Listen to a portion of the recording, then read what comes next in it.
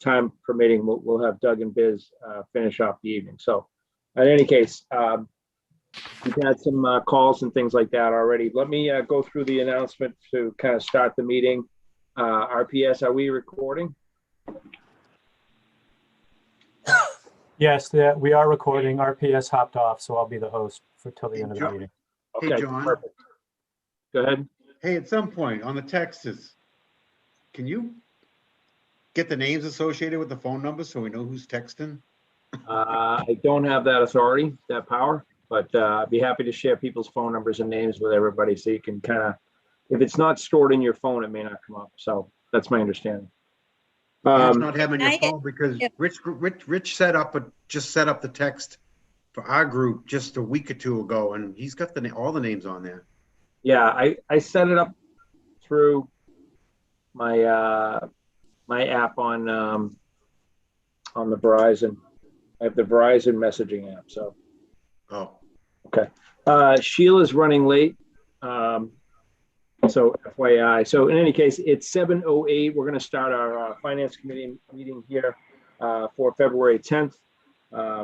As a note to the audience and all the attendees, this is an open meeting, but to the extent that we can, it is open. It is going to be broadcast on WRPS.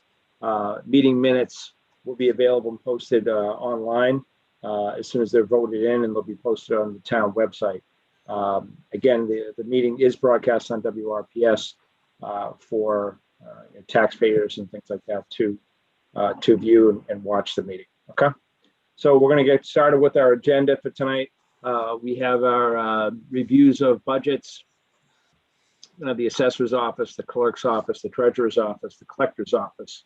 Social Voc Tech's going to join us around 8 o'clock, and then we're going to go through the town hall, board of selectmen, town administrator budgets, as well as the accounting budget. That's what's on the agenda. We'll kind of play it by ear towards the end. If we start to lose people's attention, then we'll kind of look to figure out what we need to do to place people into other meetings. But with that, I have done some prep work with the different folks that are presenting. So we'll kind of go through and, what we're talking about, what I asked each one of them to do is just review their operational budget. Very simple. A lot of these particular departments don't have a lot of movement in their operational budget beyond contractual items. A few items that they're going to be speaking to are some minor movements. So we should be able to move through that pretty quickly. We'll have a short period of Q&A for each operational budget. Then I've asked the department heads if they have any articles that they're considering or potentially going to be considering, if they want to talk about those a little bit. Again, if those articles are not fully baked, they can mention, I'm looking to put an article in for X, and I'll come back and talk about it further, or I'll send an email kind of describing what's going on with it. If the departments do bring in revenue, I've asked them to talk about any trends in that revenue. Is it up? Is it down? Are we seeing, does it look like we're going to have a good year, or anything to that nature? Also, capital investments. Do they manage capital? Could be vehicles, it could be machinery, it could be buildings. But if they're in charge or responsible for those, I've asked them to give us a kind of a brief, high-level current state. Here's where it's at. And maybe there's some things coming down that'll be in an article this year, or we have some things building up that we're going to have to address in the near future. I also mentioned staff development because even though it doesn't sound like it's a financial thing, it's actually one of the most important parts of the budget. We spend an awful large amount of our budget on staff, and developing staff and having staff that are very proficient allows the town to keep running smoothly, keep running well. And avoid additional costs that we would have to experience if we didn't have some of that staff in place. So I've asked them to contribute a little bit on that end if there's anything to go. Okay. So that was my quick 2-3 minute. If anybody has any questions, let us know. With that, I'm going to turn it over to Deb Krupsik. And Deb, I'm going to go ahead and share my screen. I've shared the agenda, and I'm just going to go back and share the share your budget. Let's see what we got here. Assessor's budget. And if people could confirm that they can see that budget on my screen. Okay. Yes. Yes. All right. So Deb, take it away. Okay, so again, I'm Debbie Krupchak, and I'm going to go over my budget here. So from fiscal 21 to fiscal 22, we're talking, I'm in year 3 of my contract. So if you see the first line item, that's my salary.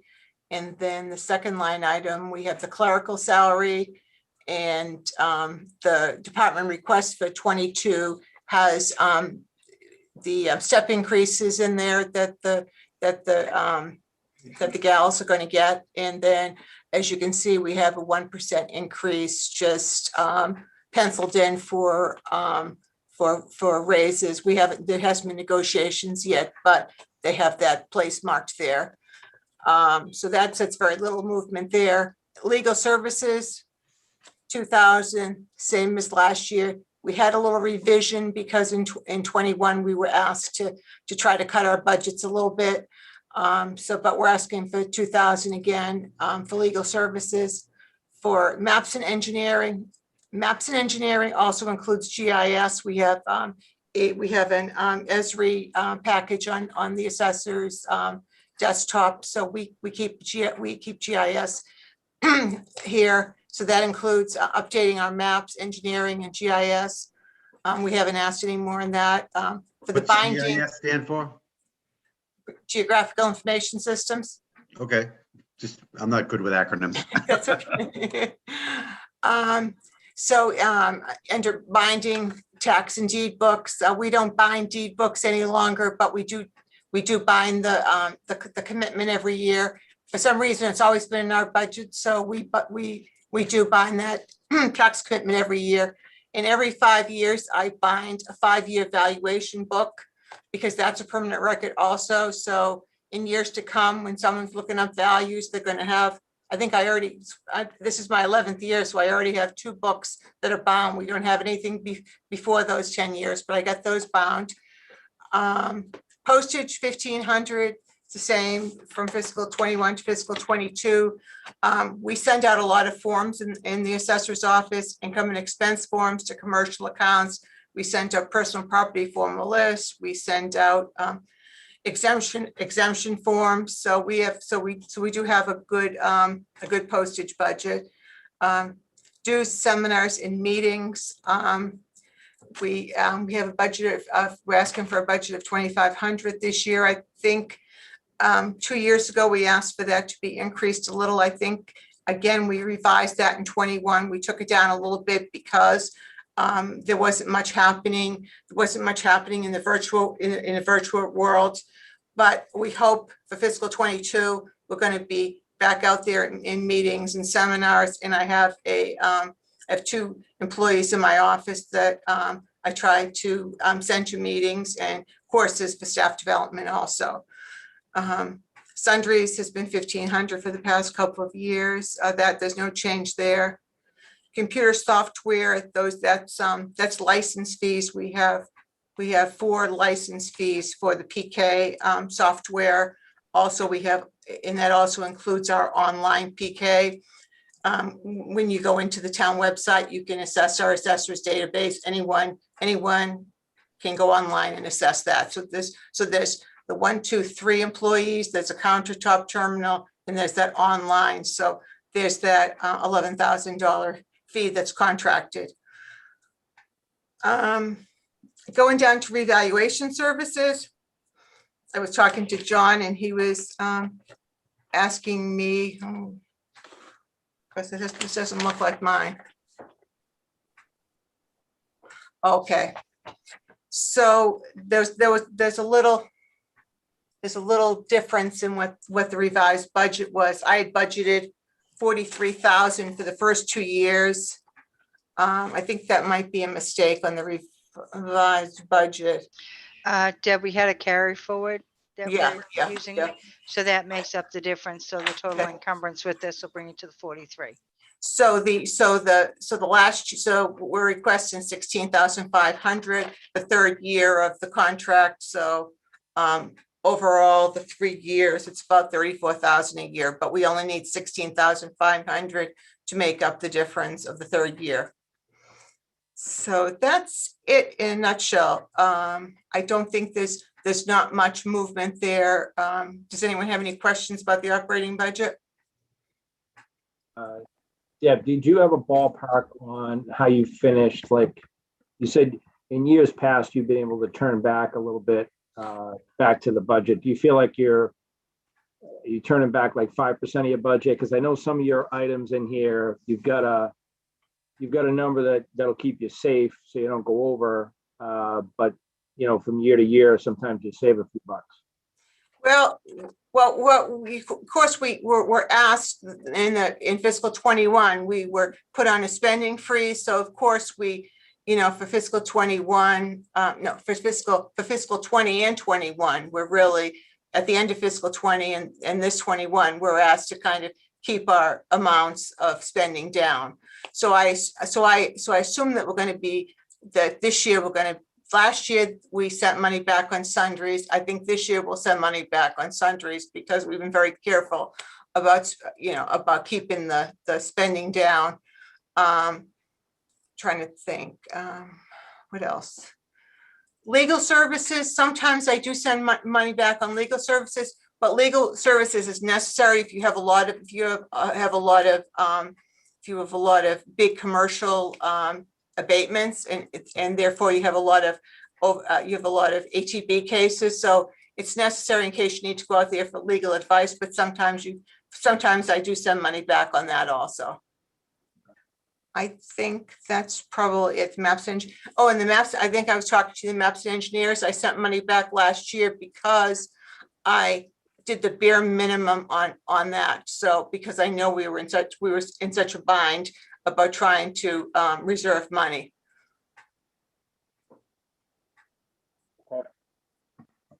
Any other questions on the operational budget for the assessors? Okay. Revenue wise, Deb, I know we were talking a little bit about kind of how we're doing with new housing starts, things like that. Right. Yeah. So I was going to talk a little bit about how new growth was down for fiscal year 21. We had a very soft year on building permits, and at the end of last year. So therefore, you know, the new growth just wasn't there. We wouldn't have had that much, but we had a lot of, when you do your permits, you have your residential, you have your commercial, and you have your PP, personal property. And included in that personal property is your utilities, your national grids, your Mass Electrics, your Verizon. So if you get a lot of new, some years you get a lot more growth than others from your utilities. So we were very fortunate to get a large amount of new growth last year in our utilities. So that kind of saved us, because I was uncertain at the beginning if I was going to get up to 248,000. This year, I think will be another soft year, but we do have a couple of large permits. We got the Wendy's. We have on Norman Street, we have the 3-story 44-unit apartment building. That's a $10 million permit. So I'm kind of hoping that, you know, between those two, and we don't have very many new houses, but neither do we last year. We have so far we have 3 new single-family houses, 3 second-story additions, and we have an additional 15 permits with additions under $100,000. So all that can add up, but I think it's going to be the $10 million permit that helps us out there next year. And then moving forward after that, I know there's a big subdivision that they're proposing over in Home Depot area. If that came through, obviously. Yeah, that's a big one if it comes through. The year after next or something. Yeah, there's a couple of years, and you know, the school override hasn't hit the tax rate yet, so that's going to be coming into play. What else is going to be? With the Holy Family School. And we have that coming up. I haven't seen. I saw that on the selectmen's agenda, but I haven't seen anything on that come through. I hear it's in the works, but haven't seen anything definitive on that. Is that converting a school into housing? That's correct. That's what I hear. I haven't seen anything official, but that's what I hear. I don't know how they're going to do it because both the church and that school is on the same parcel, so they're going to have to subdivide that. I believe, because that's going to become taxable at, as soon as it sells, it's going to be taxable. Trying to think what else. So the permits, I mean, Tom Rubel will probably tell you more in building permit, but permits are down again this year. I suppose with unemployment being high, there's not as much happening on the residential side there either. I think what else I have. I have no potential articles, and I know for a few years I've had like veterans articles or I've had senior articles, but I have no articles coming up.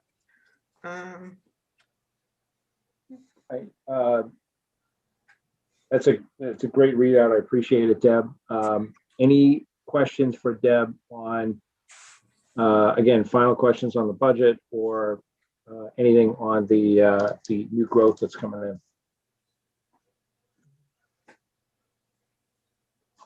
Okay. All right. I appreciate it. Thanks, Deb. Okay. Thank you very much. Thank Have a you, good Deb. evening. Good seeing you all. You too. So I'm going to now share, I'm going to bring up Liza. Bear with me 1 second here.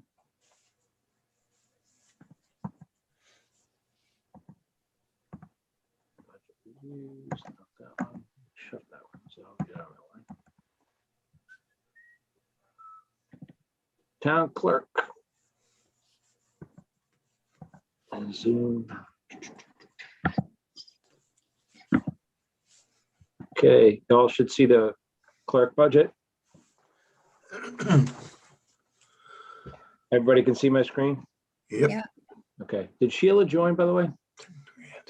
Yeah, I just saw her. Yes, All I'm right. here Hey, with Sheila. a freshly bathed child. All right, good stuff. All right, Liza, you're up. If you want to go through your budget, kind of the same format. Appreciate it. Sure, happy to do that. I'd also like to point out that I'll do the best that I can to answer any questions, but if they're particular difficult, I would like to refer to Biz, who has continued to jump in and help me. So be kind. Always. So the town clerk salary, as you know, Donna Shortall retired in December, so her salary went down by 10,000 back at the November special town meeting.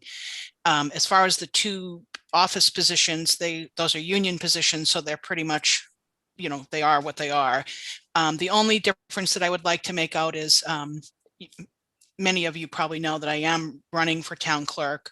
So the assistant town clerk position and the clerical position may decrease some because Christine doesn't have, if she goes for the assistant position, she doesn't have the same years in as I do. So that will go down a little bit. And then depending on who gets the clerical, that potentially could go down as well. But as of right this minute. Are you fully certified or do you have additional training to do? I will need more training. I have started. I've been going to conferences. Most of them have gone remote. But yes, I am not certified at this time. I don't have enough years in. Okay. All right, good stuff. The bookbinding. So it looks like everything is the same going down. The bylaws, the software licensing, the supplies, and the dues are all the same requested as of last year. I think you and I talked a little bit about the fact that,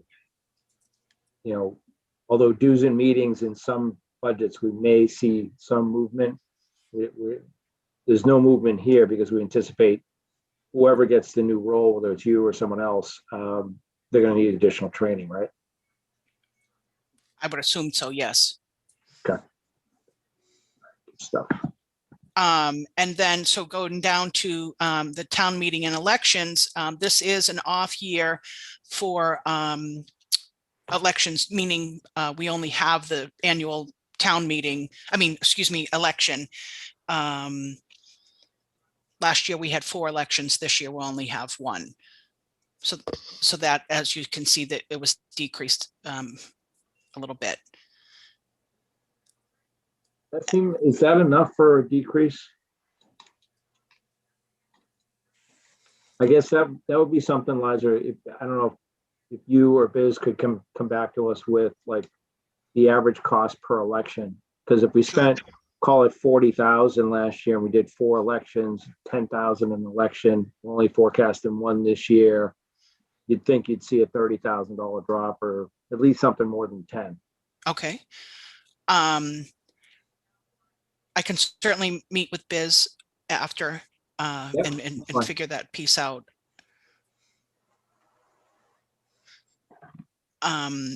So going down to services in elections, I believe that is with respect to the memory cards and the ballots, and then down to postages, sending out the early votes and the acknowledgements for voter.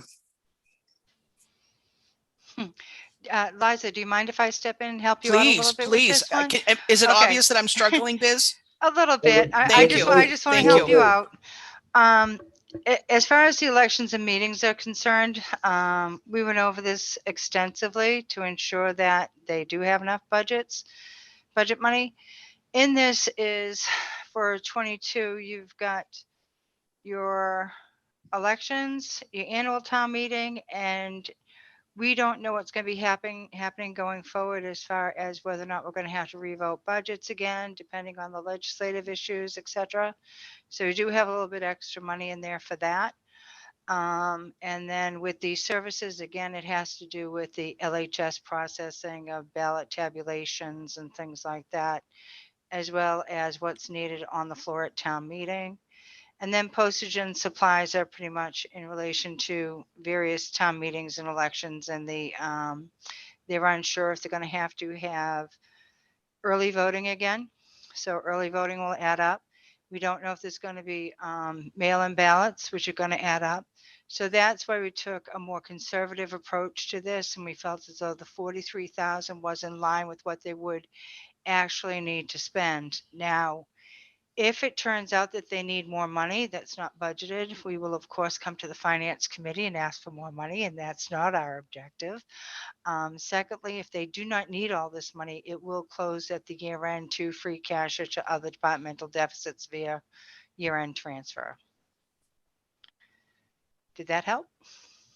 It did. Hmm. Yes, it helped me, Biz. Thank you. Okay, you're welcome, Liza. Okay, on to you for the Registrar of Voters, Liza. Okay, and the Registrar of Voters is the supplies are the annual town books that we are required by law to get together, and some postage. Those books are not the annual report. They are the street listing. listings. Yes. And registered voters. Okay, because annual reports are different through the town selectman's office. Okay. So what report is that you're doing? We do annual street listing as required by law. Oh, And that's just a book that you keep in the office that's not sent out? No, to- I share it with every department.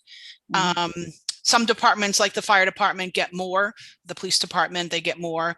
And then we have a small handful that we have for sale to the public. for sale to the public.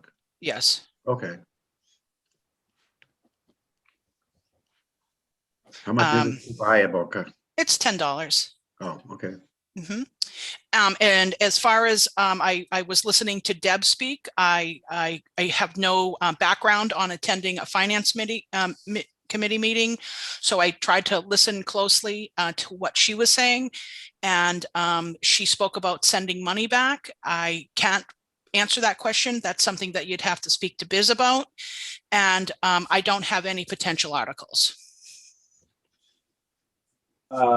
I know that we talked briefly about the machines, the voting machines. Do you have like they're in good shape, they're in tough shape? Do we have any feedback on how we stand with those? I actually called. Rich Harris reached out to me and asked for me to attend tomorrow's meeting. And I reached out to, I'm sorry.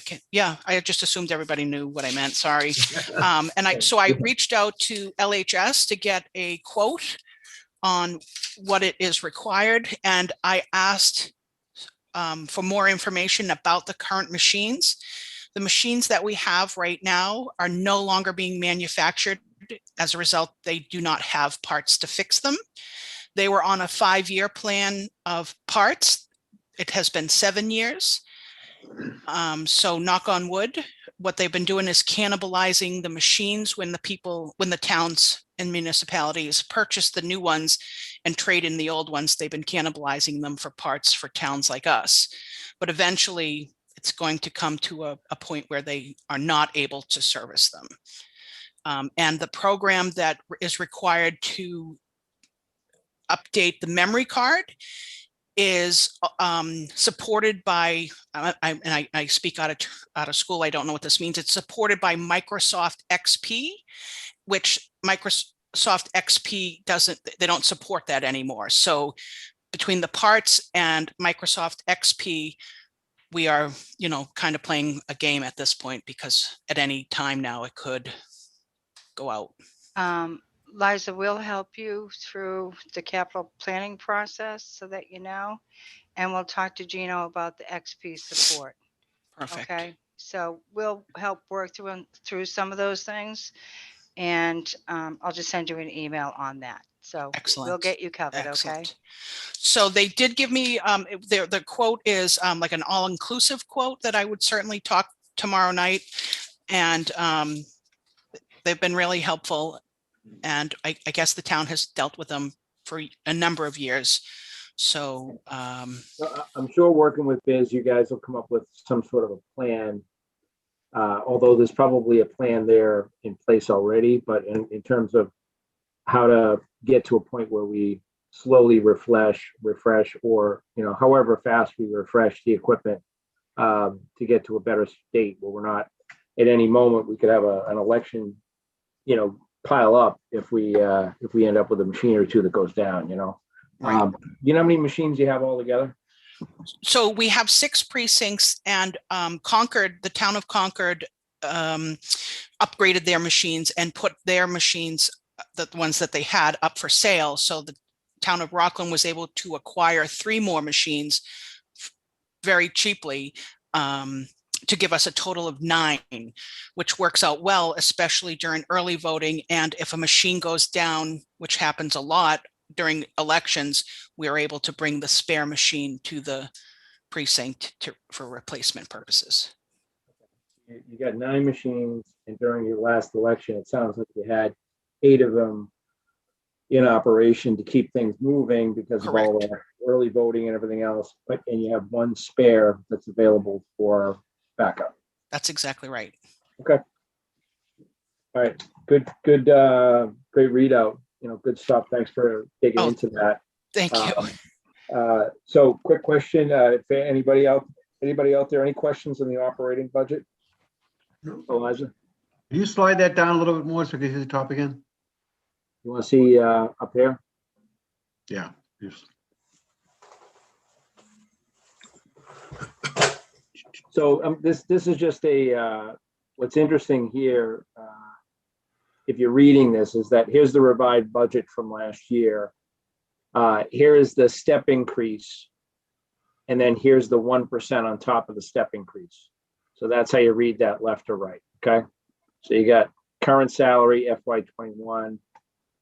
This is a step increase. This is an anticipated 1% increase on top of that. And the step increases vary by department, by role, based on achieving everything from certifications to education to, just could be plain tenure. So there's a lot that goes into those different contracts, but those are just some examples.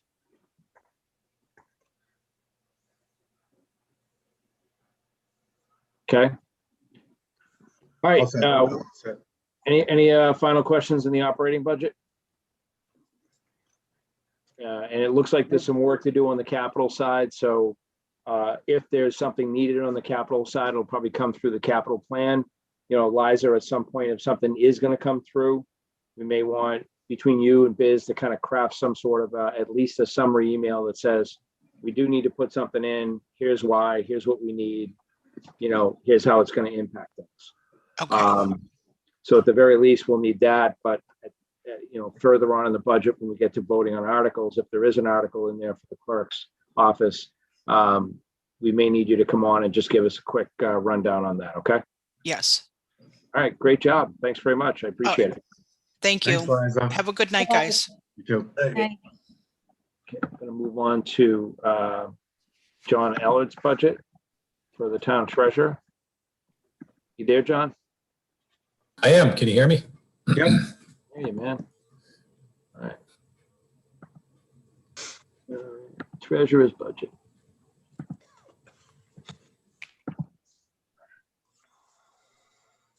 All right, John. So same format. You want to start walking us through it? I'll try and kind of move the cursor as we go. Okay, it's pretty straightforward. The only changes in salary are either step or the 1%. In the next section, everything's staying the same with the exception of the Medicare billing fees. And that number is up to actually reflect what it has been costing us. 10,000 really hadn't been enough. So 14 was closer to the actual cost of it. So we get it up to 14. Unemployment insurance, obviously, we need more money to happen. Unemployment insurance has been needed in the past, so we kicked that up to 50. So that's what I can see on the screen at the moment. So hefty, huh? Medicare, the FICARE expense, we kicked that up. As you know, pay raises, et cetera, et cetera. So. John, we're having a little bit of trouble hearing you. I don't know if you. Yeah, I know this headset really is iffy. That's why I asked if you could hear me at the beginning. Is that better or? Yeah, it goes in and out a little bit. So, but I understand what you're saying about the FICA expense of 1%. But if payroll goes up 1%, then FICA is forecasted to go up 1%. The 50,000 on the unemployment, we had a lot of discussion about that when John and I were kind of talking about it. I talked further a little bit with Biz on that too. And you know, if an employee is laid off or furloughed, unlike a normal business where you pay for unemployment insurance, the town has to self-insure. And some people, if they're laid off and they go work someplace else and then they get laid off from that place because of COVID, whatever it is. Now we've got an employee that's laid off that we didn't lay them off, but we're also paying their unemployment's hitting our budget too. So, so this number here, and Biz, correct me if I'm wrong, or John, this number, if we don't use this number, it's going to roll back to the general fund, but it's really more, it is an insurance policy and it keeps the books cleaner. Yeah. Because generally you will generate you may generate a net positive within the budgets if somebody is furloughed for, let's say, a month worth of their salary would be saved from that budget.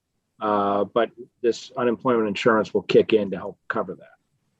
Well, why such a big jump? Just is it like a reserve or whatever? Or I think it's just because of COVID and all the layoffs that we've had. We just thought it'd be, we don't know if it's going to be better in 2022. I didn't think the layoffs were that bad at town hall. I thought a lot of people were still working at the schools. We had a lot of people on furlough last year through the town hall. And it's not just the people who work for the town now, it's for the people who worked in the town in the past. We are obligated, depending when they left the town, when they went to the new employer, we're responsible for a portion of the current unemployment bill. So as the economy changes going into calendar year 21, 2022, we don't know what the economy is going to do. And we will have a financial responsibility to pay these. So rather than have to come back and ask for more money, we feel as though the 50,000 was a safe amount. And I think important to note as we go through all of these budgets, whatever we don't spend on a budget will either A, close out to free cash, or B, cover a different departmental deficit. Let's say the unemployment insurance goes into deficit, we spent 60,000 instead of 50,000. But Deb did not spend 15,000. I can take a year-end transfer 10,000 from Deb's money and move it into the unemployment insurance. So that is now level funded. There's no deficit in that account. Our goal is not to have deficits in any departmental account. Oh, one more thing. The Medicare, just 1 second. The Medicare is not just predicated on the town's payroll budgetary. It also covers all grant salaries, etc., which includes school grants, town grants for paying salaries, revolving funds, etc. So if you try and calculate out the 1.45% based on just the town budgets, you will not get there. Okay, just a matter of information.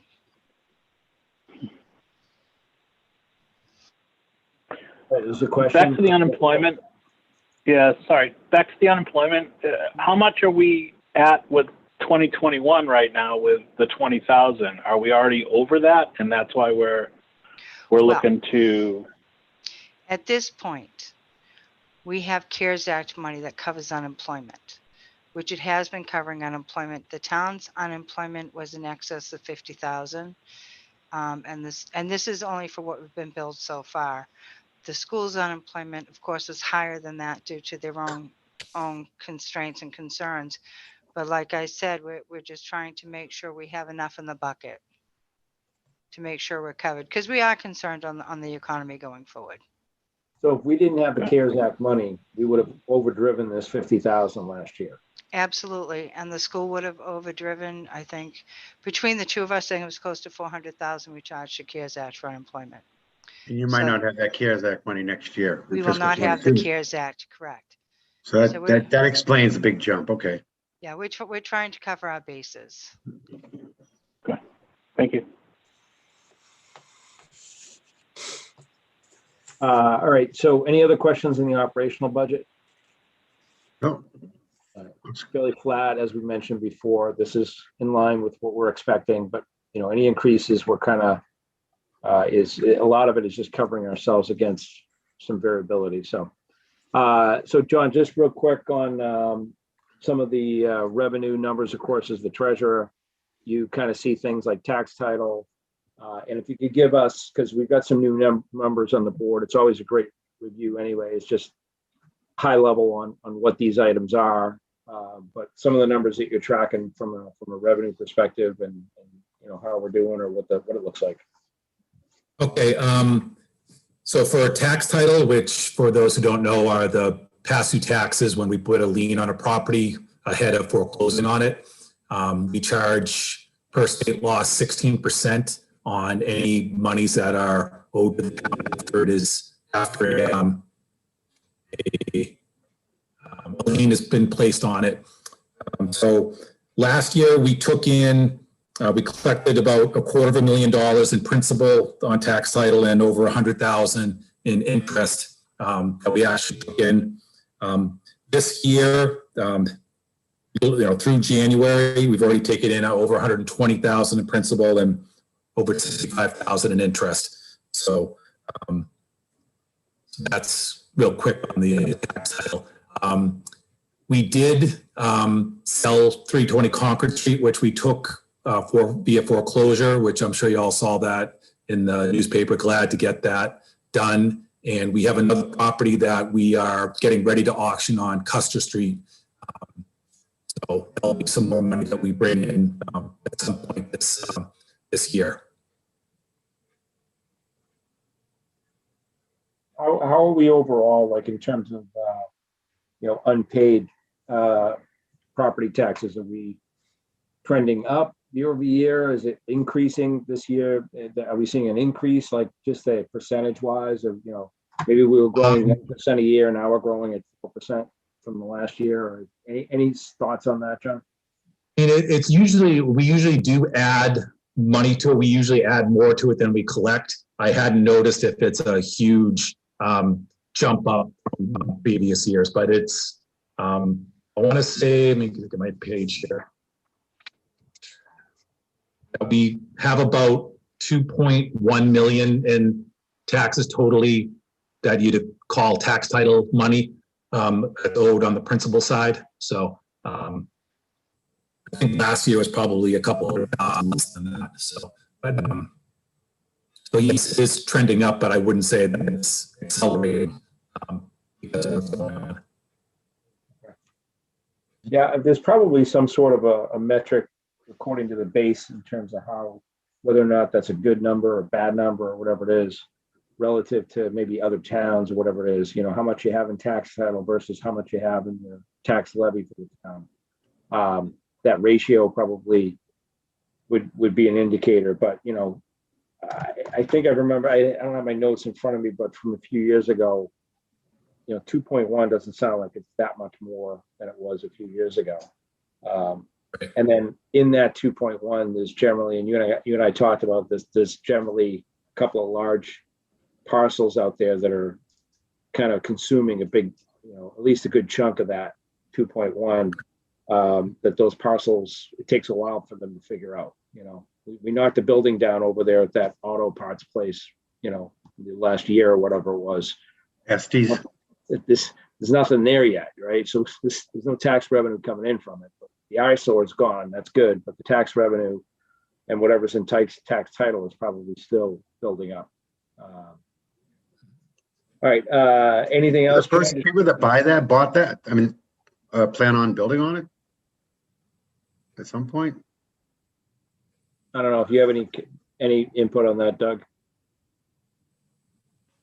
Estes. Yeah, so the Estes property is very complicated because it's in receivership right now. So we have a receiver in place authorized by the state, and so we're trying to find a buyer. But we don't have a buyer. And I think there still may be some remaining contamination that still needs to be remediated underneath. So that's a liability that not a lot of people want. So it's challenging. You know, Jen has worked extensively with the receiver, Jen Constable, the assistant administrator, with the receiver, trying to, you know, line somebody up, and it's tough. It's complicated.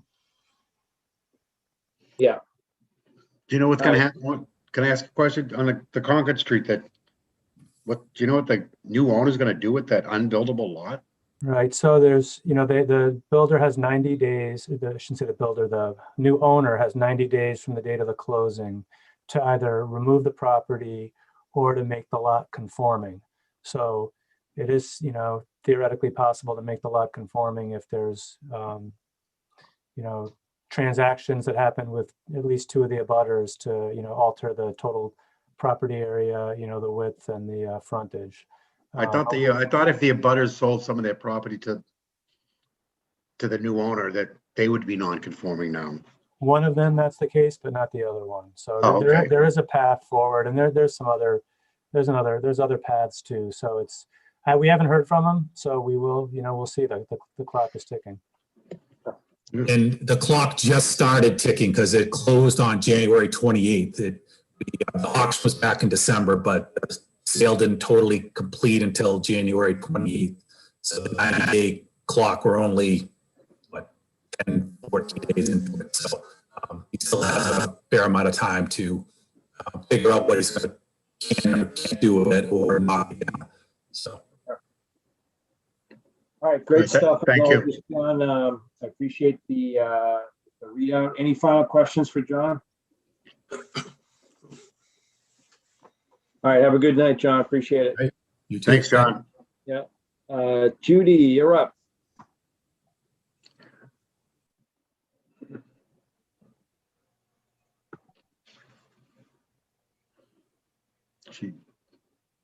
Judy. Where is Judy? Can't hear you. Gotta unmute. I can try and unmute you if you want. There you How go. about now? There you go. There you are. Hey, Judy. How are you guys? Good. Good. Welcome, Megan. to the Thanks, group. Judy. Megan, Nice to see Megan you. and I have a long softball history together. Yep, starting up. Oh, good. Yeah. So yeah, you guys can go ahead Let and me, put my budget up there. Let me get to your budget, all right? Yeah, it's really intricate. You always have good stuff to share. I'm I hoping do. you're facetious. I do. Thank you. I'm kidding. All right, here we go. Share screen, tax collector. Boom. Okay, can you guys see the tax collector budget? Yep. All right. See how This is the whole elaborate thing. that is, you guys? Wow. No, I got no a big, scrolling required. it's gonna be a big walkthrough.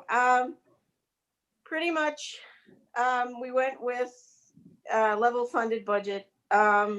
And the increases, to just reiterate what each one of the other department heads said, is as a basic 1% plus. The assistant tax collector is not due for a step increase. She's just recently received hers, so hers is going to be a straight, whatever the contractual increase is going to be. 1%, yeah. I believe. The clerical position is kind of I'm not going to say a misnomer, but it's kind of a placeholder. We furloughed that position early on during the COVID period. I think it was in March. And from that point, the person was laid off, largely due to the fact that the clerical position was geared mostly toward window traffic. With the town hall closed, hence no window traffic, that position, to me, if we were going to make suitable cuts, that was the first position that I thought was, I don't want to use the word frivolous, but was probably the most, the easiest one to reduce and or cut. That has not been filled. But Biz and I have spoken, and we're putting that in there as a place marker, as a just in case kind of thing.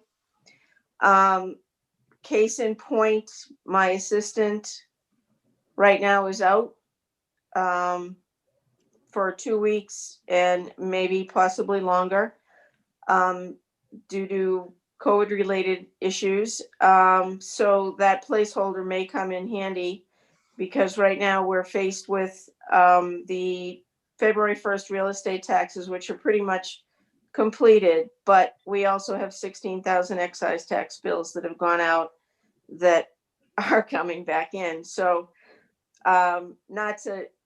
what's happening right now in the bigger picture is that everything is the tax collector right now. So that position may come in handy if futuristically I see that I've got to throw the white flag and say there's no way we can support this. Right now I'm handling it.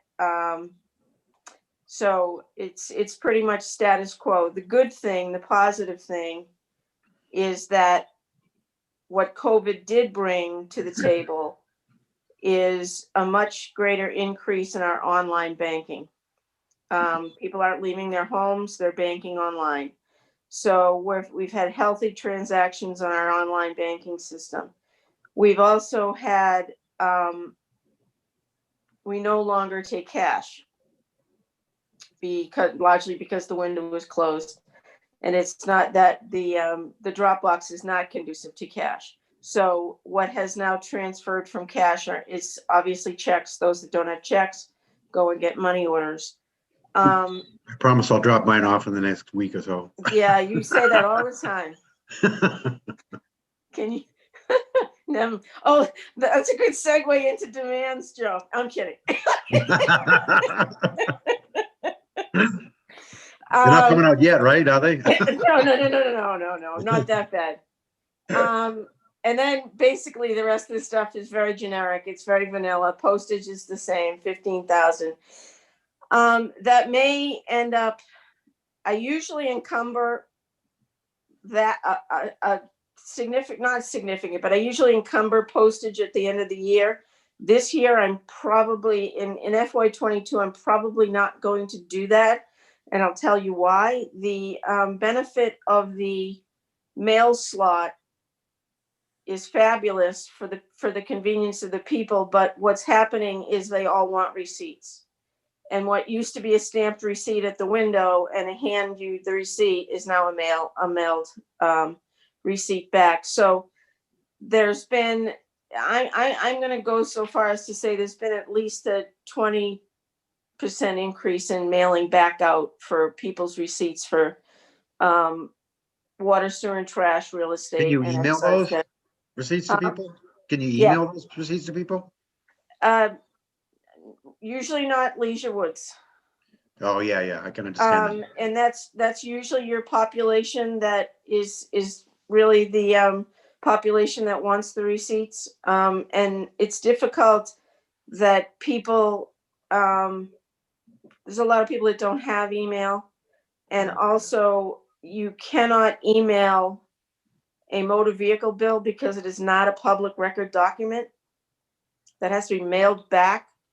Oh, yeah. Real estate is public record, but motor vehicle, because it has compromising information, cannot be emailed.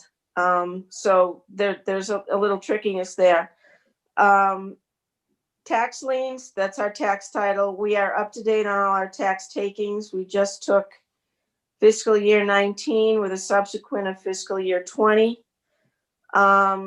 We do have, I'm trying very zealously to get to L-Star is our biggest problem for FY19. I'm working with Eric and the Southfield community to try to avoid tax taking at all costs. So I'm hoping that we get that money in. Otherwise, they'll be going into tax taking for fiscal year 19, 20, and probably 21. Sundries, same thing, paper products and everything else. Dues, meetings, and travel. As a certified collector, I no longer have to go to class as long as I've maintained my next 5-year status for the next 5 years as a certified Massachusetts collector. So there's no necessity for me to go. And right now they've kind of put a moratorium on all classes at UMass. I don't know if that will be lifted in FY22. They're being very careful and cautious about it. So it's going to be a very difficult thing to have my assistant go if there's no, if it's going to be remote, and they haven't even broached that subject yet, to tell you the truth. So I basically took it out of the budget. It's not anything that I intended to use. I will not be attending any further classes. I will be running again in April, which will, God willing, give me another 3 years. So my certification is complete for the next 5 years. So I'm good to go in that respect. And as far as your revenue question, did we see a decline? Yes, we did. And I think a lot of it was mostly COVID related. People were struggling, and we saw a decline, not hugely dramatic, but there was a decline in collections for real estate for fiscal year 20 and 21, and it was due to the COVID crisis. And a lot of people have successfully been put on payment plans, which really worked out very well for us, because a lot of people didn't know that they could be on a payment plan. They didn't realize that they could pay in increments. They thought they had to pay it all at once. I obviously coached them and let them know that you can do that, but please keep in mind that it is 14% interest for any outstanding principal that's left over from the quarter. But a lot of people have taken advantage of the of payment plans, and they're doing so online as well, where they're paying incrementally $500, say a week, or 500, $1,000 a month or whatever. So that's worked out beneficially to people. I think that the one thing that we wanted to do was kind of go at it with the idea that we were compassionate and understanding of what was going on, but we still had to run the town, which I think is why the selectmen in concert with the town administrator made the decision that, yes, we'll give people a break until June 1st to pay their taxes, provided that they could display that there was a need. There weren't a lot of people forthcoming in that, but we did make every effort to kind of soften the blow for the taxpayer, and it kind of parlayed nicely into the revenues not dipping as much as I thought I had expected that they would. Personal property, as usual, is always, the bane of my existence. We've talked about this before. There's no teeth in the legislation to collect personal property. What we are doing, and we're doing it very well now, is we are working cohesively with the into departments, with building, with clerical, with common vic licenses and liquor licenses, that if your personal property is not paid, guess what? You're not getting your license. We're going to withhold it. That's worked very well in collecting what normally would kind of be, well, it's just personal property, I don't have to pay it. So that's been extremely productive in moving forward. What else? I don't have any capital expenditures. I have paper products. But other than that, I'm pretty, like I said, it is what it is, you guys. It's a fairly vanilla thing from year to year. The most expensive thing is postage, and that's the mailing of our bills. Again, we have the relationship with the deputy collector. They pay for our printing, we pay for the mailing, which is very unusual. I think we're one of the only towns that has that the deputy collector pays for the printing of the bills, which is fairly significant. The nice thing about, and working with Gino, we moved MCC into Invoice Cloud, and it was, with his help, was a seamless transaction. What that allows us to do now is it's a direct link, real time with Munis. So whatever happens in Munis today automatically transfers over to MCC that night in the nightly process. So if I put demands on bills tonight, that demand is on the bill. When you go in tomorrow to pay that on Invoice Cloud, that demand is already on that bill. So the extra $20 is tacked on. So it's a nice feature, and it's played out very well. And that's about it. I wish I had a joke or something, but that's kind of that's all I got, guys. Nope. So, Judy, you mentioned that property taxes were down. Do you have a percentage on that? Some sort of a number on that? I'm gonna say we typically are in the 98, 99% range. We probably were at maybe 96.8 in that range. It's picked up. And typically what usually happens is it's tough to gauge, because a lot of that is also attributable, and we talked about this before, about our lovely double bill, where in February our revenues are right on, and then all of a sudden we drop off in May and we have delinquencies. And that's largely due to the fact that you pay in February, you tuck the bill away for May, you forget to pay it until you get your demand. So then you start seeing through the summer that the revenues start to pick up again once the demands hit. Which typically, when the May bills are due, the demands usually go out around the 15th of May. And that's when you see those revenues come back up again. So it's kind of cyclical, and it's kind of a moving target. that the variable of the double bill is definitely comes into play. So our tax lien is picked up. If we're, if our tax collecting is down slightly, our tax liens must be picking up. Are we starting to kind of catch up now? You said some people are starting to pay with 14% interest, which again, that adds to, we're certainly not getting 14% anywhere else, but. Yeah, no, we had, just to give you an idea, for FY19, I had, I theoretically, before I sent out my dunning notices to those individuals that were going to be advertised and go to lien, we were down $365,000. We only took $121,000 in tax title.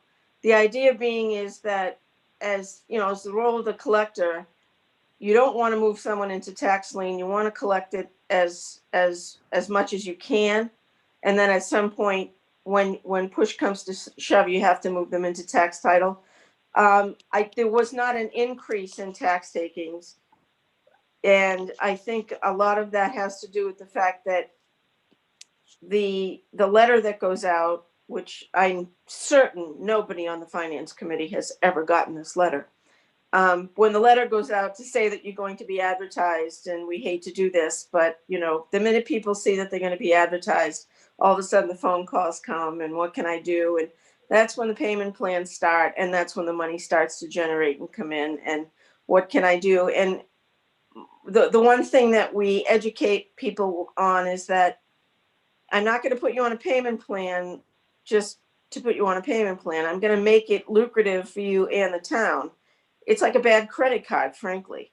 So if you're not putting yourself on a payment plan that's making a decent chip away at your principal, then there's no point in me putting you on a payment plan. So we do generate a lot of revenue by that notice that goes out right before the tax takings. Okay. All right. Good stuff as always. Questions for Judy? Questions on the operational budget? Okay. Yeah. All right. I appreciate it, Judy, as always. Thanks very much. We appreciate you coming on board. Thanks, you guys.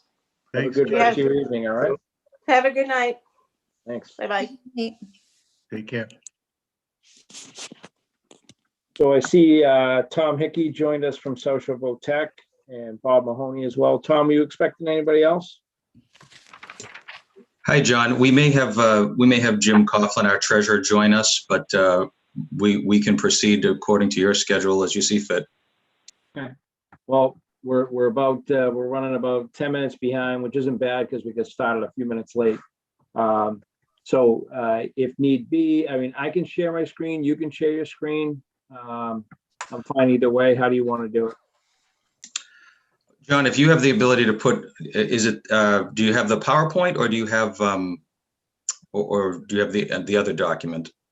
Yeah, I have whatever you sent me. Okay. If you want to put the PowerPoint up, I can cherry pick a few slides out of it in the interest of time and get to some of the numbers. So I've got the PDF that says copy of revised draft FY22 presentation. You got it. Thank you.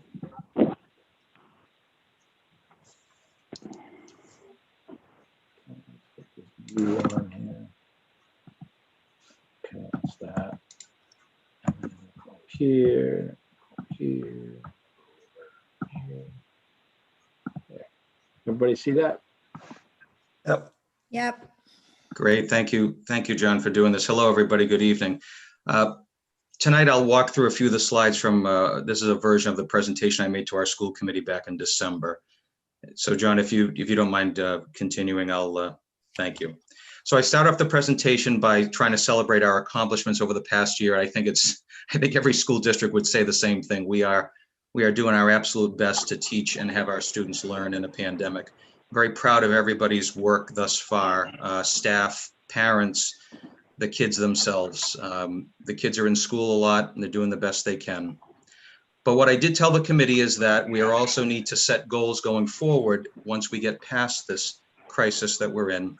And a lot of the goals that we'll be setting are similar to where we were going into 2020, where we will need to address accountability measures to make sure students are proficient. We will anticipate some learning loss from all students, and we'll be prepared in the fall to greet new ninth graders and students who rise through the ranks and through the grades, to try to catch them up during the brief time they're with us. It's a time for reconnection with our community. Our goals always seem to include a lot of facilities talk. That's something I'll speak about a little bit later. And reconnecting with students and getting them back into routines next year, regular attendance and participation in our school breakfast program is very important to us. As I've had the good fortune to be presenting you budgets for about 9 years now, we build a budget using a zero-based budgeting process. It has proven to be very helpful for me as I try to bring you affordable budgets while still moving our school's mission forward. All of our cost center supervisors build a budget from zero. We have people who are on the same page in our organization. They know that if they're willing to engage in long-range planning, it benefits everybody, because the year that they need something, the funds will be there. And what you got last year does not equal necessarily what you're going to get next year. Having everything itemized allows for some very precise conversations as to why a department head might look for 20 of this item, or why they want this new piece of equipment in 2 years versus 3 years. We compete for grants as much as we can. Our students build their own skills and develop course curricula. Our programs curriculum oftentimes dovetails with our needs around our school campus. I think I've told you that over the years. So it's a good formula for building a budget and sustaining it, and it's been working for us. Thanks, John.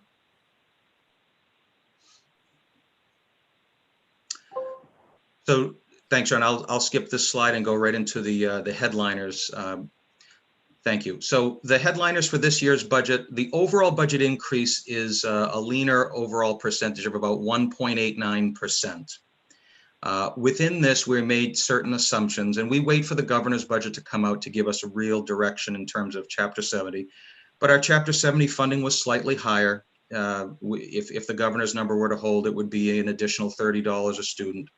Our non-resident tuition is a little lower as we have more in-district students. So that revenue is down a bit. We're assuming that we'll get 80% regional transportation. I've been fortunate to tell you that it's been around that number, whereas in years past, that number has always been very difficult to predict.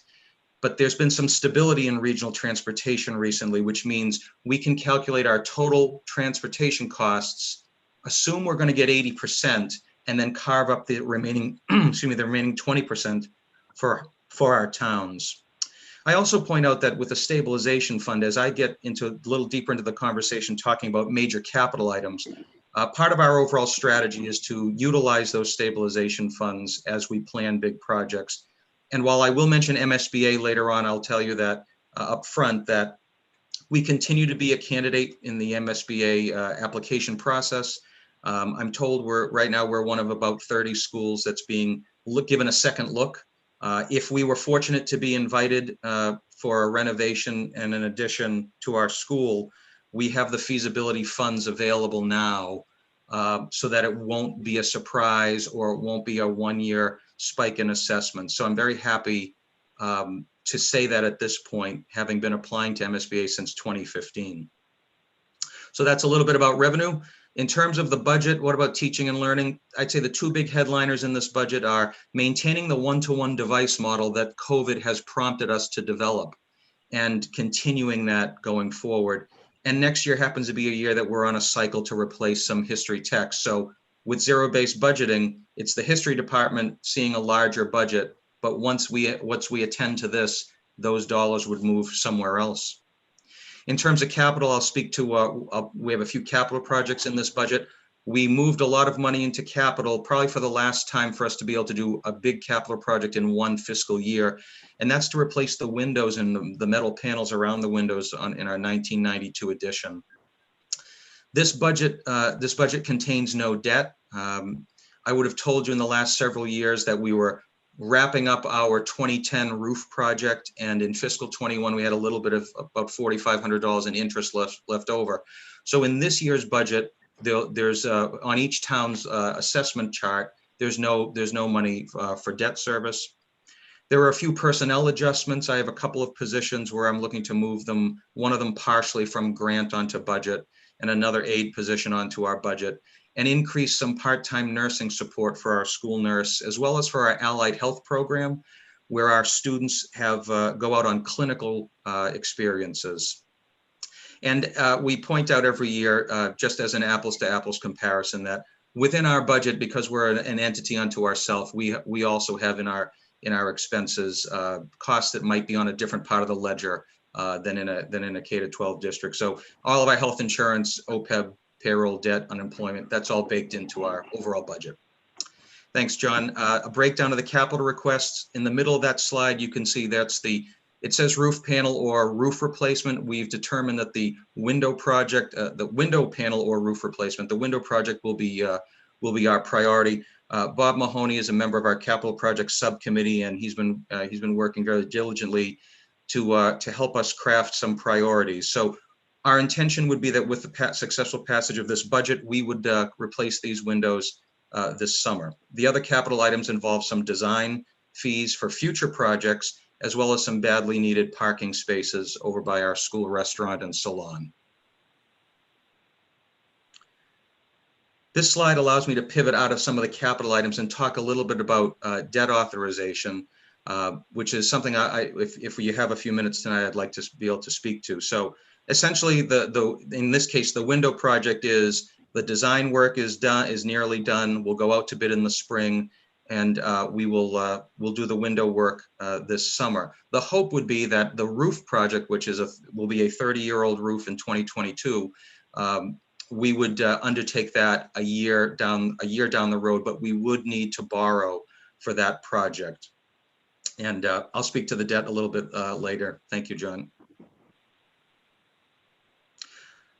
Well, how about now? Here we go. The debt authorization. This would be a good point, I think, for me to call a timeout and insert some Rockland-specific information about the budget before I transition into debt authorization, which we will be seeking as a separate article on your warrant. So the 1.89% budget increase translates for Rockland. Where does Rockland stand in this? Rockland student enrollment is down 1 student from last year. And so we're going to be asking for $9,602 less than last year. So the total assessment amount is $1,824,264. And for all the numbers that you hear tonight, at the end of the day, the job that you're tasked with, that's the number for right now that is worthy of just mentioning, certainly in greater detail. And we do send along some information that helps to unpack that number.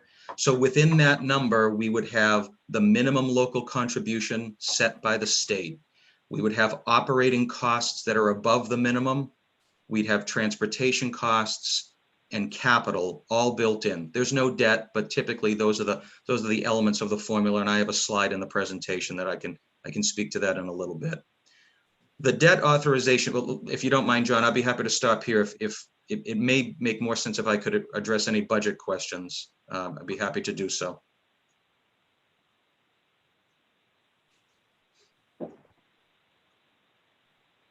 Okay, great. Please circle back to the budget if I can help, if something comes up a little bit later. Yeah, so you're 9,000 down year over year is the bottom line on the budget for you. Correct. We're seeking $9,602 less than we did last year. And these articles, this potential debt authorization, things like that, this is stuff that's not, is this going to affect this fiscal year or the following fiscal year? Great question.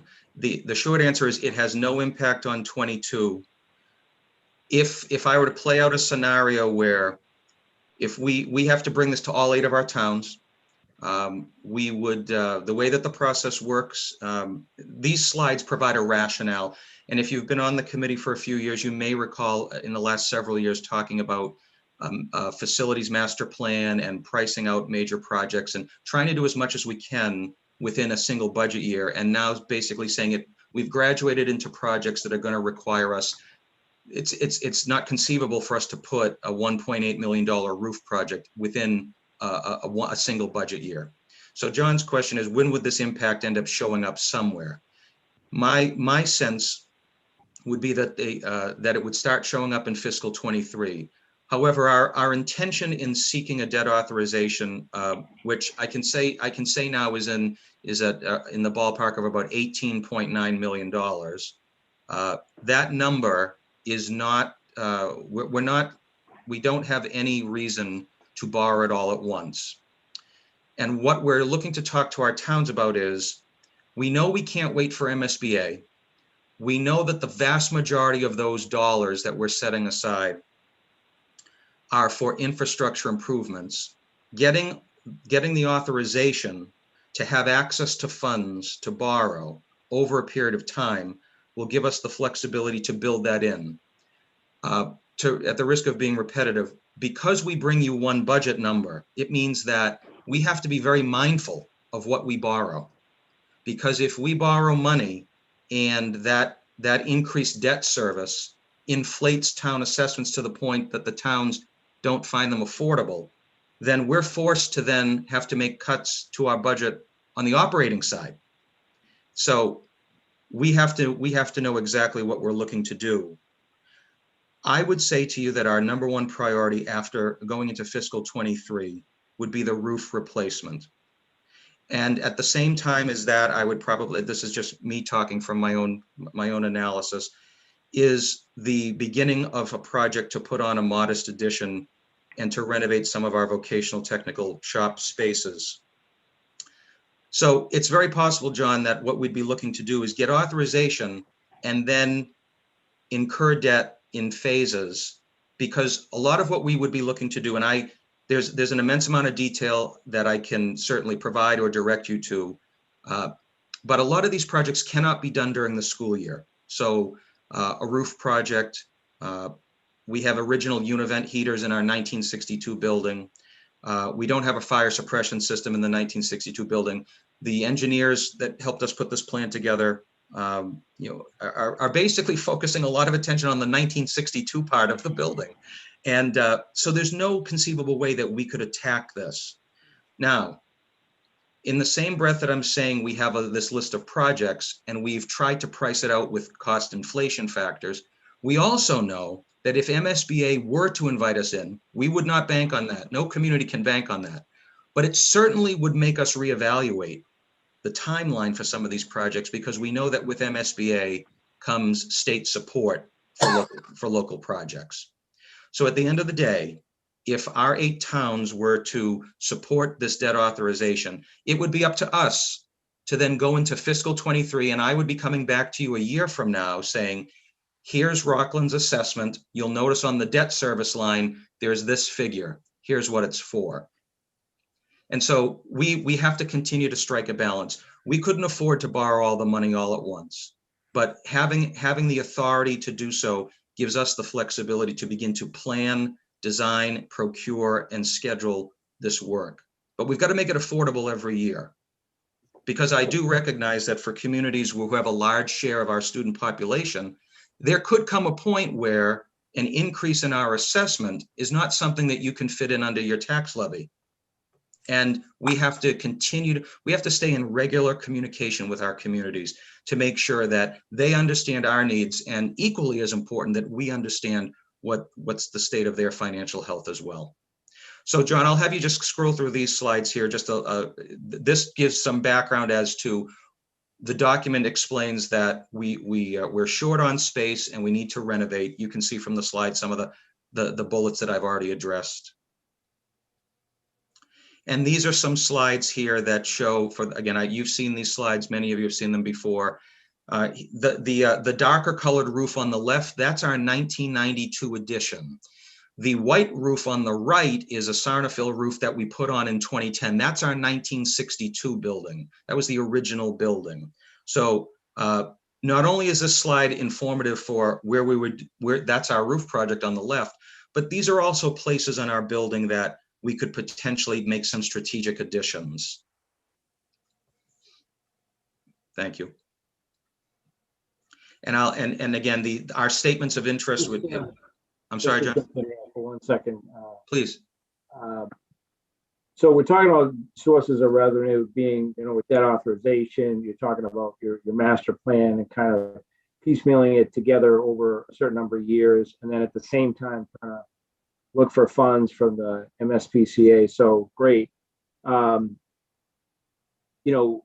don't know, and I always bring this up, and, there's money out there in our town as well as other towns for CPA funds. I don't know if there's any, there's Rockland students, there's Rockland residents, Rockland taxpayers, kids that are playing on these ball fields and things like that, that within the town, we wouldn't think twice about, if we had CPA funds available to help us do something. The socio-vocational technical schools, again, because our students are going there, is an extension in a certain degree to the town. Is that a possible funding source, and have you guys explored that? That's actually a question that kind of hits close to home. I'm a Hanson resident, and I happen to be the chairman of the Hanson Community Preservation Committee. So I was just on a Zoom 1 hour ago. We're in my other hat at home. So my understanding of the legislation is that at most, in terms of where does a school fit in with CPA funding, it would have to be with some sort of recreation or open space. While I do talk about the building being 1962, I wouldn't consider it a historical preservation project, as we're talking about modernizing everything. But I will say, from a practical point of view, and just in my own private role as a citizen on the committee, is that I have seen evidence of regional school districts being able to seek proportional shares of projects, oftentimes through recreational issues. So I would say, John, that we are also on the hunt for additional funds. There is a grant program that was just approved by the legislature. It was kind of late where they passed it, but they've actually set aside $15 million for vocational school expansion. And I've been very, very closely monitoring that. We will be applying the minute that becomes available. But those are probably sources. Capital grant funds are where we're going to be able to score, hopefully, some dollars and then pass along the savings. So yeah, I would say it's probably not a match for CPA. But if that changes, I'll know about it pretty quickly. Oh, perfect. Thank you, John. The other slides here, statement of interest. Again, these are just some reminders to readers of this PowerPoint. What do we put in a statement of interest? Essentially, the building is too small. We need to renovate it to meet student demand and to give kids a modern instructional experience.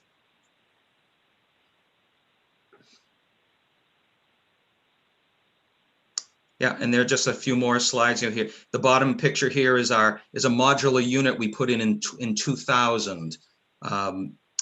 We didn't have a birthday party for it in 2020, but that'll be around for a little while longer. But it's not something that modular units are really not designed to last forever. With a targeted renovation and expansion, for many reasons, security and otherwise, I would love to be able to part ways with that and incorporate it into the building envelope. Okay, and we'll talk a little bit more about enrollment here. Thank you. That's a enrollment overview. As I mentioned, Rockland enrollment is down 1 student. And overall, our district enrollment is generally been steady. And here's a slide. It's just I think this is a good informational slide. Again, what goes into a town assessment? These are the ingredients: the minimum local contribution, the single biggest number for any of our communities, capital, transportation, other operating costs to run the school that are not otherwise classified, and then debt service. And each of these items is calculated either by the state formula or our regional agreement. And at this point, from when I had made this presentation, we're now in the process of meeting with finance committees, and our committee will meet in mid-February on the 17th next week to certify the budget. Our regional agreement calls for us having a certified budget 45 days before our earliest town meeting. And as much as I would love to have our towns have town meetings in May and June, we do have a couple of communities, Situate, and Situate has been pretty regular, having an April town meeting. So we've got to honor that. So our budget process, the certification process and whatnot is a little bit earlier, but that's our intention. We'll continue to meet with finance committees. In terms of the debt authorization, one of the other things I'd just like to point out, because I could be more than happy to revisit this with the committee as you see fit. When a regional school district wants to pursue incurring debt, the way the process works under state statute is that the regional school committee votes, that they start the ball rolling. And then after that vote, there's a 60-day window for the member communities to weigh in if they want to. We have to notify the boards of selectmen within 7 days of the vote, but a 60-day clock starts ticking. So while I would love for this to be the worst kept secret around that we're pursuing this, and we want to keep our towns informed, the last thing we want to do is take an actual vote on this now, because we're very mindful of when our towns have their town meetings. And so what we might end up doing is just scheduling a meeting in late March or early April. Even though in the meantime, we will have provided article language and proposed amounts, we don't want to take a premature vote, because then that means that a town cannot conveniently put this matter in front of their voters. So we'll probably, by taking a vote in late March, it would allow for, at this point, that would cover all of our communities, the early April Situates, as well as our latest town meeting on the books, which I think is, I know some of these dates since the publication of this presentation. That would be Cohasset's in late May. So our work continues in this area, and I'm more than happy to I'd be happy to address any questions about the debt authorization, the rationale behind it, or maybe there are some questions looping back to the budget. Thanks, John. Okay. So just to reiterate, I believe your adjusted number is 1,824,264. That's correct. For FY22, and that's down $9,000 and change year over year, is what the expectation is. Yes. The debt authorization, if that comes to be, and it looks like certainly that's the direction you're going, would just strictly be a vote to authorize you to take debt, but the debt wouldn't start to be taken until FY23, in which time we would start to see increases relative to our percentage on how that basically impacts the debt. That's exactly right, John. And just to use a quick comparison, back in 2010, I think it would have been the spring, probably the spring town meetings in 2010, we would have done the same exact thing, just on a much smaller scale. 1962 building, we have a late 1970s roof, or I think that's what it was, with a bunch of patches on it. We got into the MSBA accelerated repair program. It was a $3 million project. So in 2010, we had to go around to all 8 of our towns. We did the exact same thing.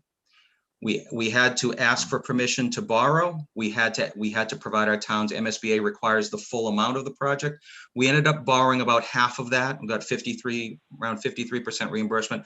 So we borrowed about 1.1 million. It started showing up in the debt service part of the assessments in fiscal 11. I remember the first day, my first day as superintendent, July 1st, 2011. I think that was the day that the roof was being taken off my office, and I was in a convertible or something. So I remember that project. Very well. And that would have been the first fiscal year that we started to see that debt show up. And just for fun facts trivia, the debt that it was on the books prior to that was the debt from the 1992 edition. So this process under that statute has been the same, and now that roof debt has rolled off. So you are absolutely right. If we get the authorization, we'd have to come up with a plan, and we would have to cost it out. And so if we got the approval this spring and we move ahead with a roof project and we go out to bid and we get the numbers, and then we say, okay, we're going into fiscal 23. Can we fit any of it in the fiscal 23 budget? how much will we take out of stabilization? And then the difference, presumably for me, would be what we would go and seek to borrow. And yes, that would be apportioned per regional agreement. And a year from now, I'd be explaining how did you come up with that debt service number for each of our 8 towns? Okay, great information. Questions for Tom regarding the social voc tech budget? John, I have one. Is there any concern with, or is this how it normally happens with the MSBA? If you're getting this plan together to replace the roof, the windows, and build the addition, then going to the MSBA and saying, hey, we'd like you to kind of help us out with that. Is that do they say, nope, that stuff's already, you've got a plan for that, so we'll do something else for you? Or can you jump in on the process with the MSBA after you get your vote and you say, you know, all 8 towns say, yeah, go ahead and do it, and now you're kind of bringing them in behind the game? Craig, that's a great question.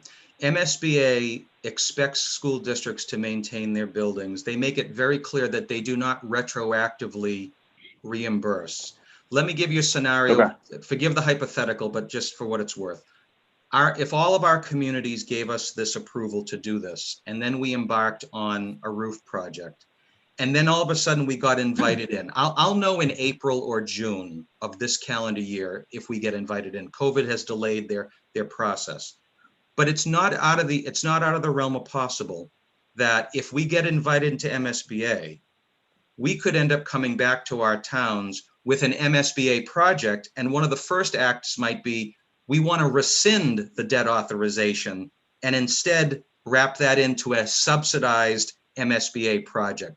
So we're trying to move forward on both fronts, taking care of our building and planning out these projects.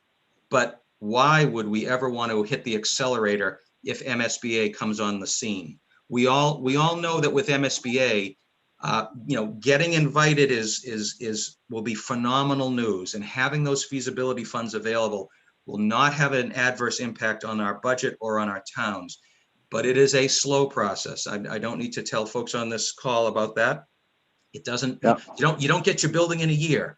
You know, they basically say, congratulations, hurry up and wait. It could be 4 years, but rest assured, we will take a very hard look at whether or not we absolutely need to do an infrastructure project on our own, funding 100% of it, if MSBA is a player for us. Absolutely. All right.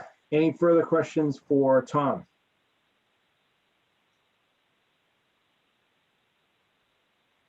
Okay.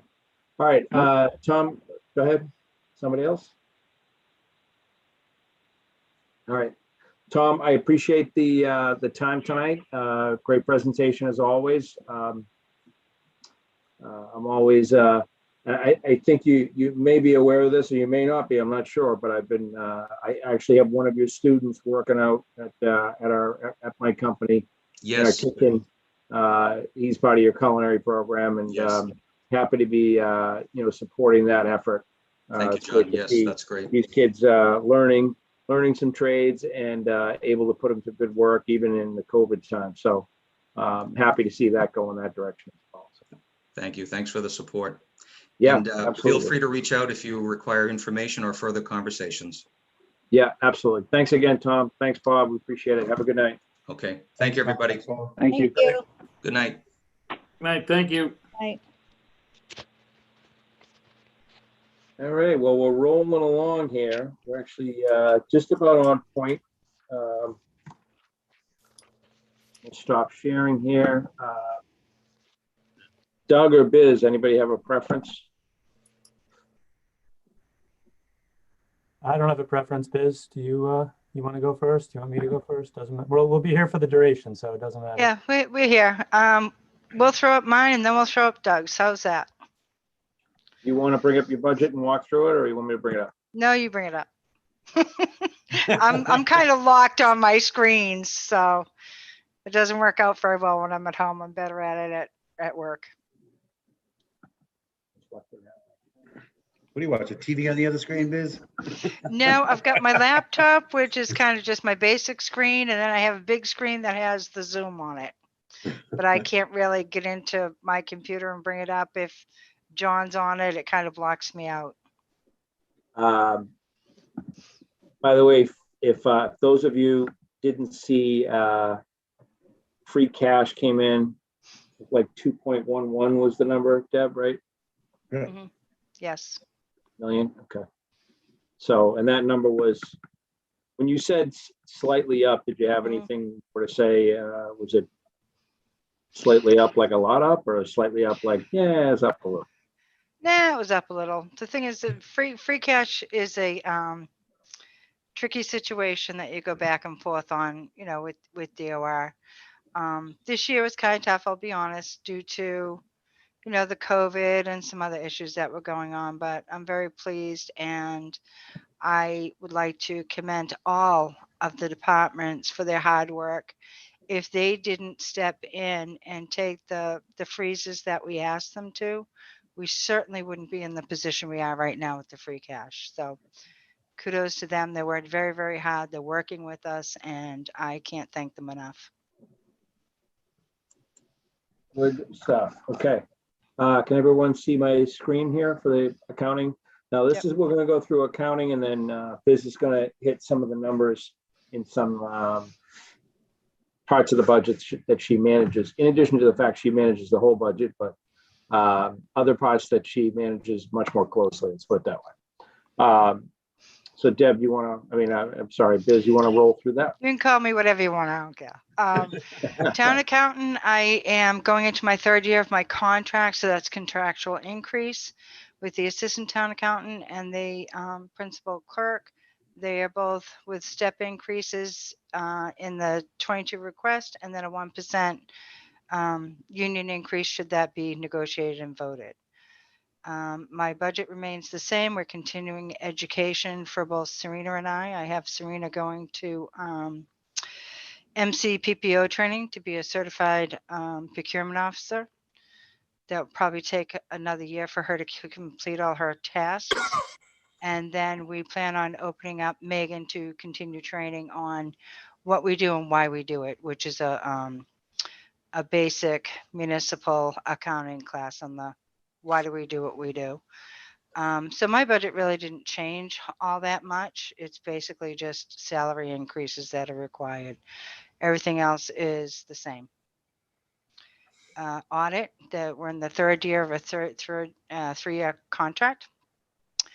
Oh, I don't know why that needs 5,000, so you can get rid of that. But we're in the third year of a 3-year contract. We'll have to renegotiate that for 23. That's standard. I do have the education budget up here only because I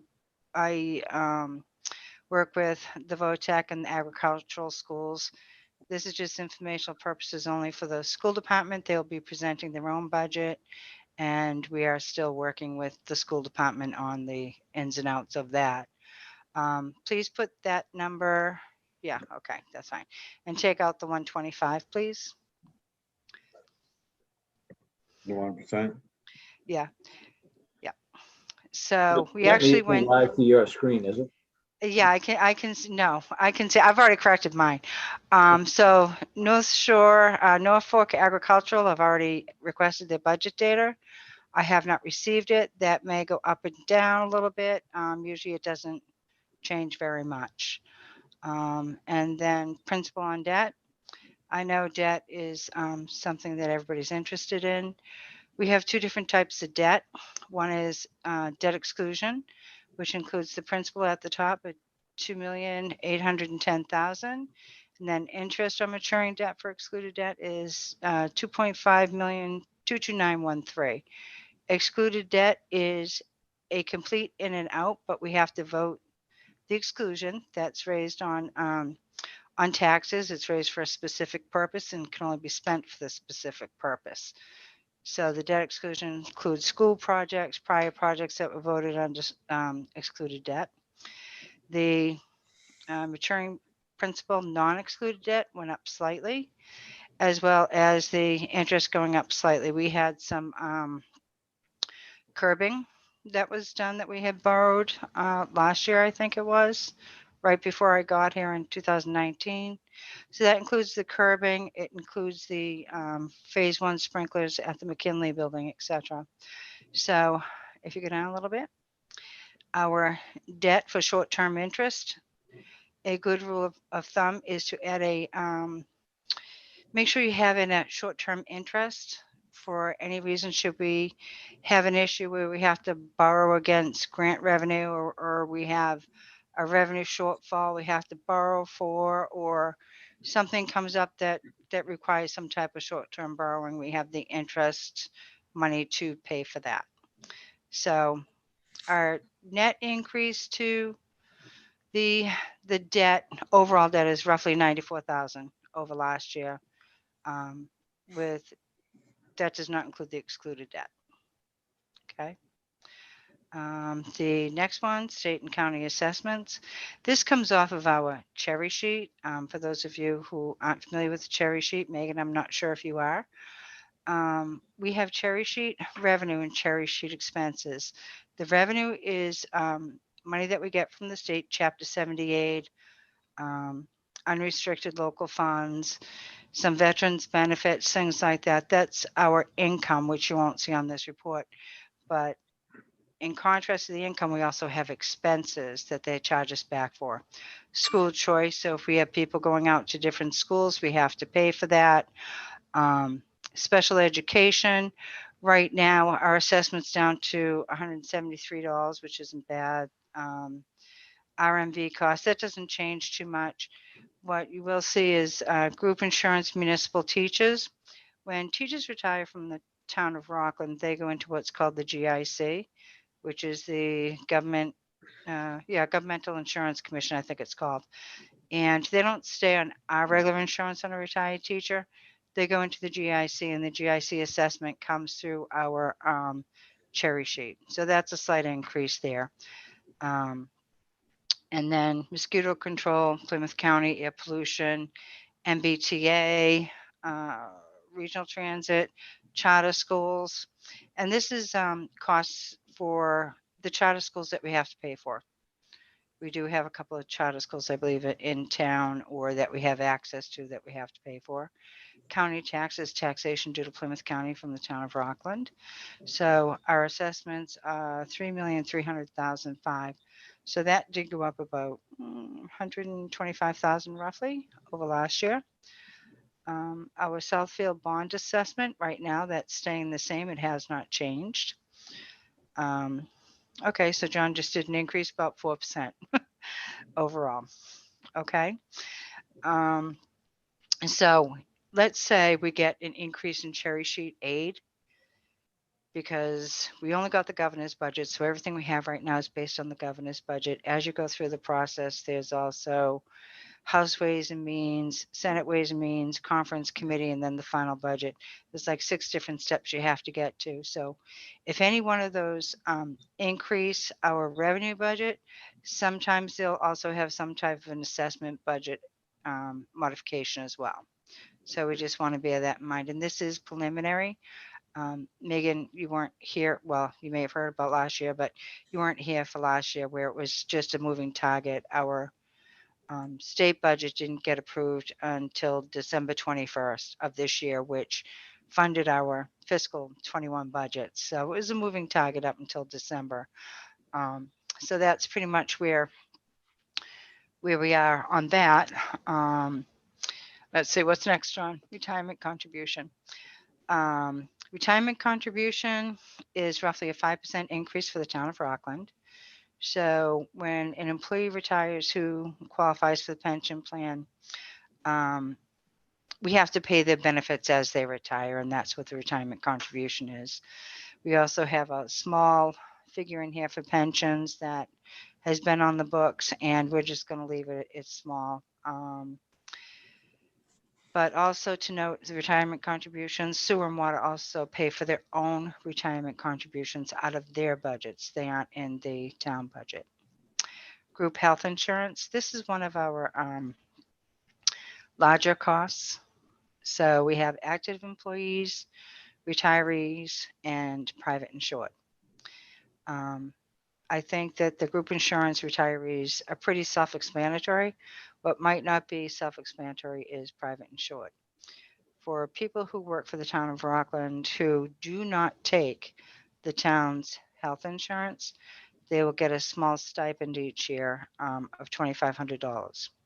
So for instance, I don't take the town insurance, I get a stipend of $2,500. However, if I took the town health insurance based on a family plan and what I would choose, the town would be paying roughly $16,000. So by my not taking the insurance, it's an overall savings to the town. We did have a big increase in the overall costs due to retirements that occurred, and also to new hires in order to provide remote learning to the school department, to the teachers, etc. So we do have an overall pretty large increase. And our numbers were based on December 31st, 2019 enrollment versus December 31st, 2020 enrollment. So we have a year to year, and we included the increases in enrollment in this figure along with our percentage increase, which is roughly 7%. So those are pretty much the items that I track. And of course, Doug and I and the finance team, budgetarily, we all work together to create the budget, just so that everybody knows it's not a one-man band. We have an orchestra. So we work hard together to do what we do. And I just wanted that noted. I know I went through that pretty quickly. Are there any questions? I know some of you are new. And it's not complicated, but it's there. So I'll answer any questions you may have if I can. All right, any questions on the accounting budget? And some of the other debt budgets that are involved. I feel like Biz did a pretty good job of explaining, a real good job of explaining things. Where we see these big increases, there are definitely projects tied to these things. These are things that obviously we're tracking, but these are all pre-approved budget items when it comes to some of these large debt items. So this is just what the town has already approved and signed on for is starting to work its way into the budget. And this is all approved by the voters. Excluded debt has to go to ballot vote. It starts at town meeting to approve a project, and then it goes to ballot vote or vice versa. So this is all approved by the voters so that people are aware we don't just arbitrarily come up with that. What's the line that was that smaller amount under the retirement that was just pension? Oh, $3,000? Yeah. The $3,000 has been out there for a number of years. I can't see where we've spent it, but I don't want to get rid of it because I'm afraid someone's going to come back and say you owe me $3,000 on a pension. It's something I do have to research, but in all honesty, I wasn't able to do it this year. Okay. If we don't spend it, again, it results back to free cash. Okay. Okay. Any other questions on the budget for the accounting department and these associated debt budgets? Not a question on the budget itself. Any word out of the state on the next level after the governor's budget? No, we don't expect to hear anything from that. Doug, correct me if I'm wrong, until mid-April. Okay. They're hoping to have the budget completed through conference committee and on the governor's desk theoretically before the end of June, but during July. The only thing I would add, I'm sorry, Liz, I didn't mean to cut you off. No problem. Craig, the only thing I would add is, the town and especially the school department and the school committee, are very disappointed in the governor's Chapter 70 number that we got on our preliminary cherry sheet. And so we, and especially Dr. Cron and Jane Hackett, have been working very closely with our state rep and our state senator to try to push them to make a change in the formula. And also Dr. Cron and his staff are working with DESE So that hopefully by the time the House Ways and Means budget comes up, there could be a correction to that formula. So that's probably the biggest thing in the state budget that we're going to be working on and keeping our eye on, is hopefully an improvement to the Chapter 70 number. Okay.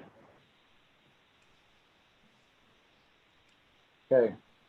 I don't know if that's part of our swim lane, but if you want in your conversations that a member of the finance committee is also very interested in that as well, to give a little more pressure or weight or whatever, not as a rep, not speaking for the finance committee, but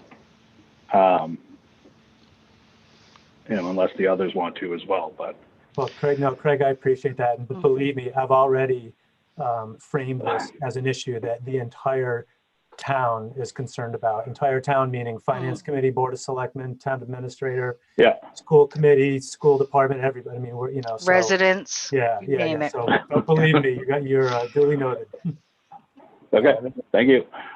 This year's definitely been a cluster, as we heard Judy explain the property taxes, which represents, I think, off your slides from the week or two prior, Doug, about 55% of our revenues are coming in from property taxes, state aid about 26%. When those numbers take hits, you're talking about the largest components of our budget. So it's a big number. So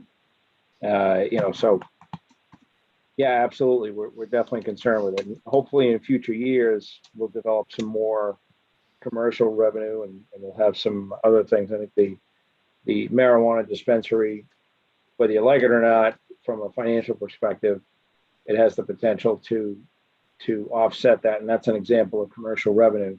There are other examples out there we'd love to have that'll bring in more consistent commercial revenue, which will help balance things so we don't take as much of a hit when property taxes or state local aid takes a hit. So hopefully we'll see more of that in the future. Okay, final call for questions on the accounting budget. All right, Deb, thanks very much. Did I miss it? Are we getting a copy of this budget, or is it because it's so fluid right now that you're not even bothering? All these budgets did all gone out to John. When we have a new version, they're moving targets. So as things change, we'll inform you. Sending out new forms, I think it's going to chronically change, but it won't be so dramatic.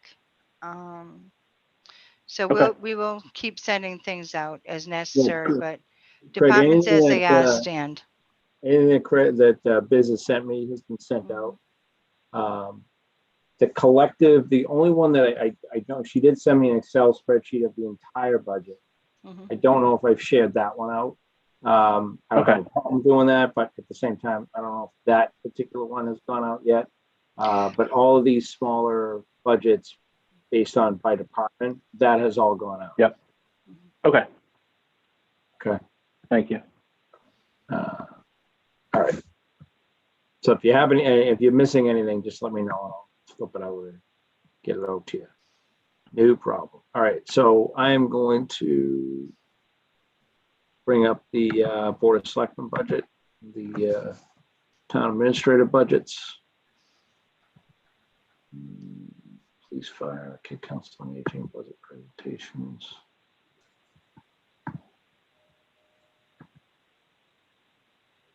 Board of Health.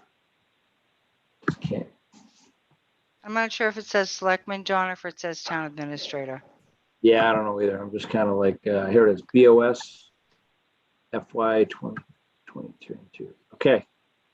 It is 9 o'clock. This is our last budget to go through. No pressure, Doug.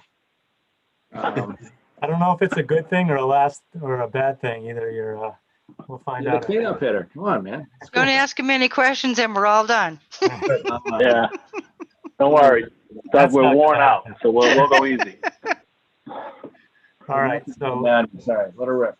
So maybe I'll just go down and try to hit some of the highlights. So Just the top line, the first numbers, that's my salary. That's based on a contract, and it sort of looks worse than it is in that the year-to-year increase seems very large, but that's because I voluntarily gave up my raise last year. So per my contract, it's just 2.5% a year. So the increase from last year is just because I gave up my raise last year. As Biz talked about, though, we're plugging in 1% for people that are not in a union contract or are off of an individual employment contract. The land use coordinator, there's a number of different names that we're calling that position. We're still actively trying to fill it. I've had a surprisingly hard time filling that position. I mistakenly thought that with the current economy, with the amount of unemployment we've had, et cetera, that a part-time position paying this amount for, would be a convenient job and that we'd have a lot of applicants. And unfortunately, we haven't. We did have one that was very good. We offered the job to, and at the last minute, that person opted not to accept, and they pursued a different opportunity. So I'm having to reevaluate how we're approaching this because we desperately need to fill this. I can't stress enough from a government management perspective.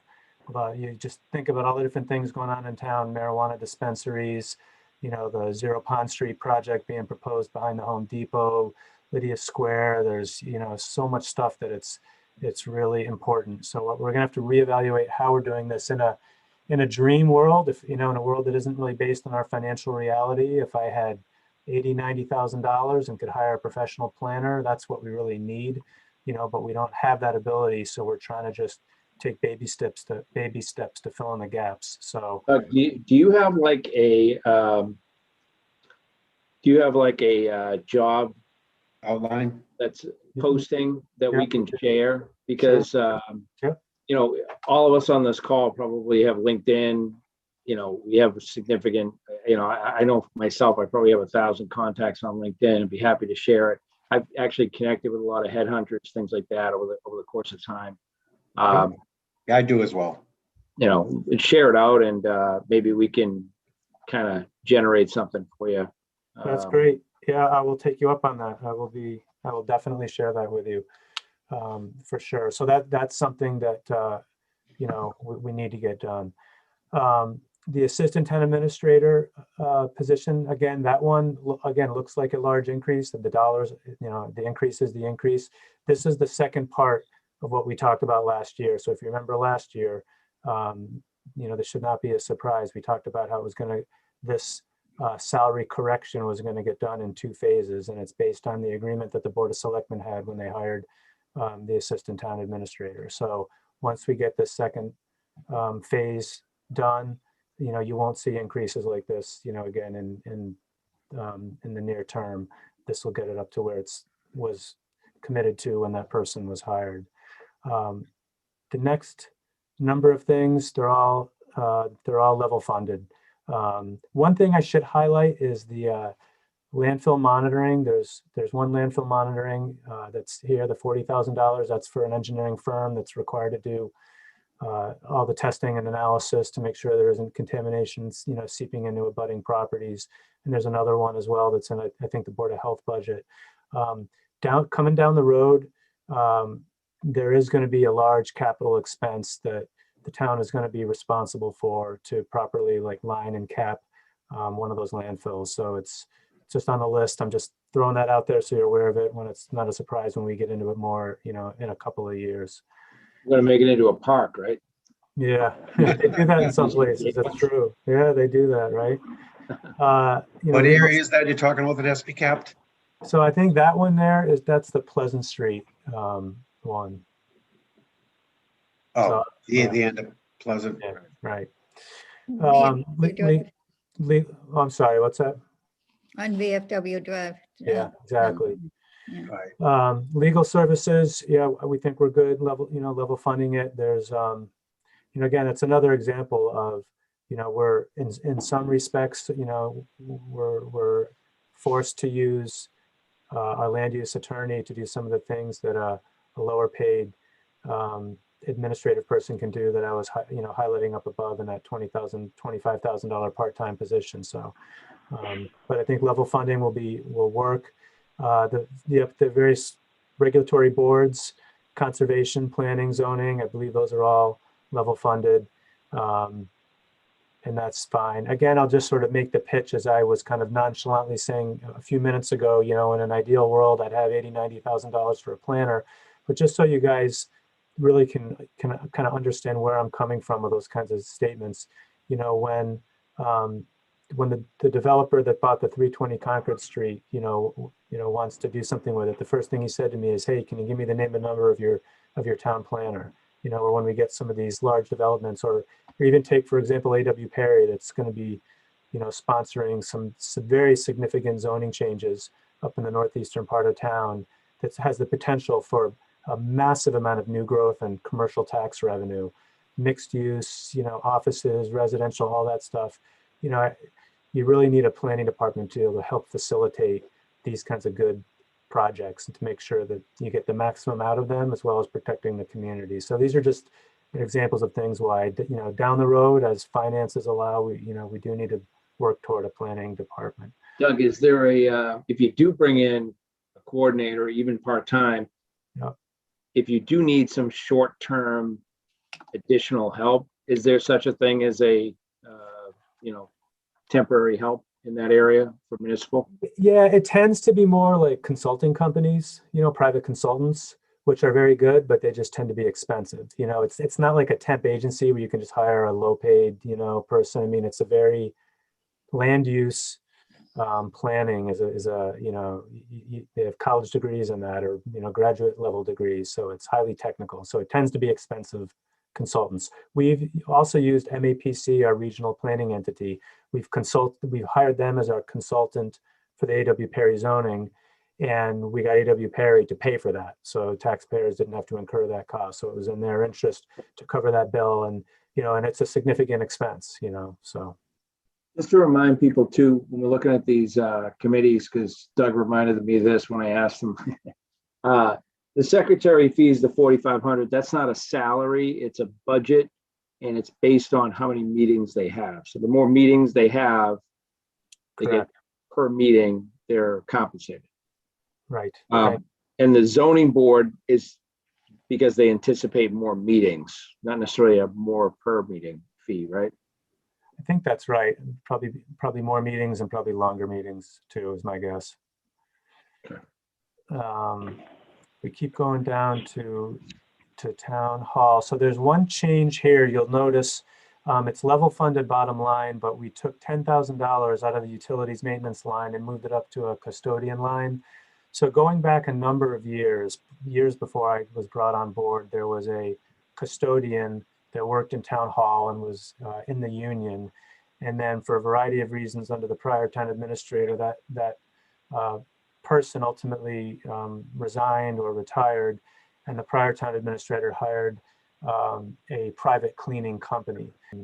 So I'll kind of spare a lot of the details, but we did have to scale that contract back for that private cleaning company to make sure we were in conformance with all the state procurement laws. But the bottom line is, you know, we feel, or we know really, that while that private company, you know, they did a fine job for what they were contracted to do, to have a custodian, to have an actual person, we get a much bigger bang for our buck. You know, they can paint, they can do minor repairs to the building, as well as all the regular cleaning, et cetera. So we're just moving it out of that one line, moving up to a part-time custodian, which we've already taken that action this year. And we've seen great results, and especially in the time of COVID, where there's all kinds of additional sanitation and things that, you know, we hadn't contracted with a prior company to do. We're just getting a much bigger bang for our buck. So that's why the change there.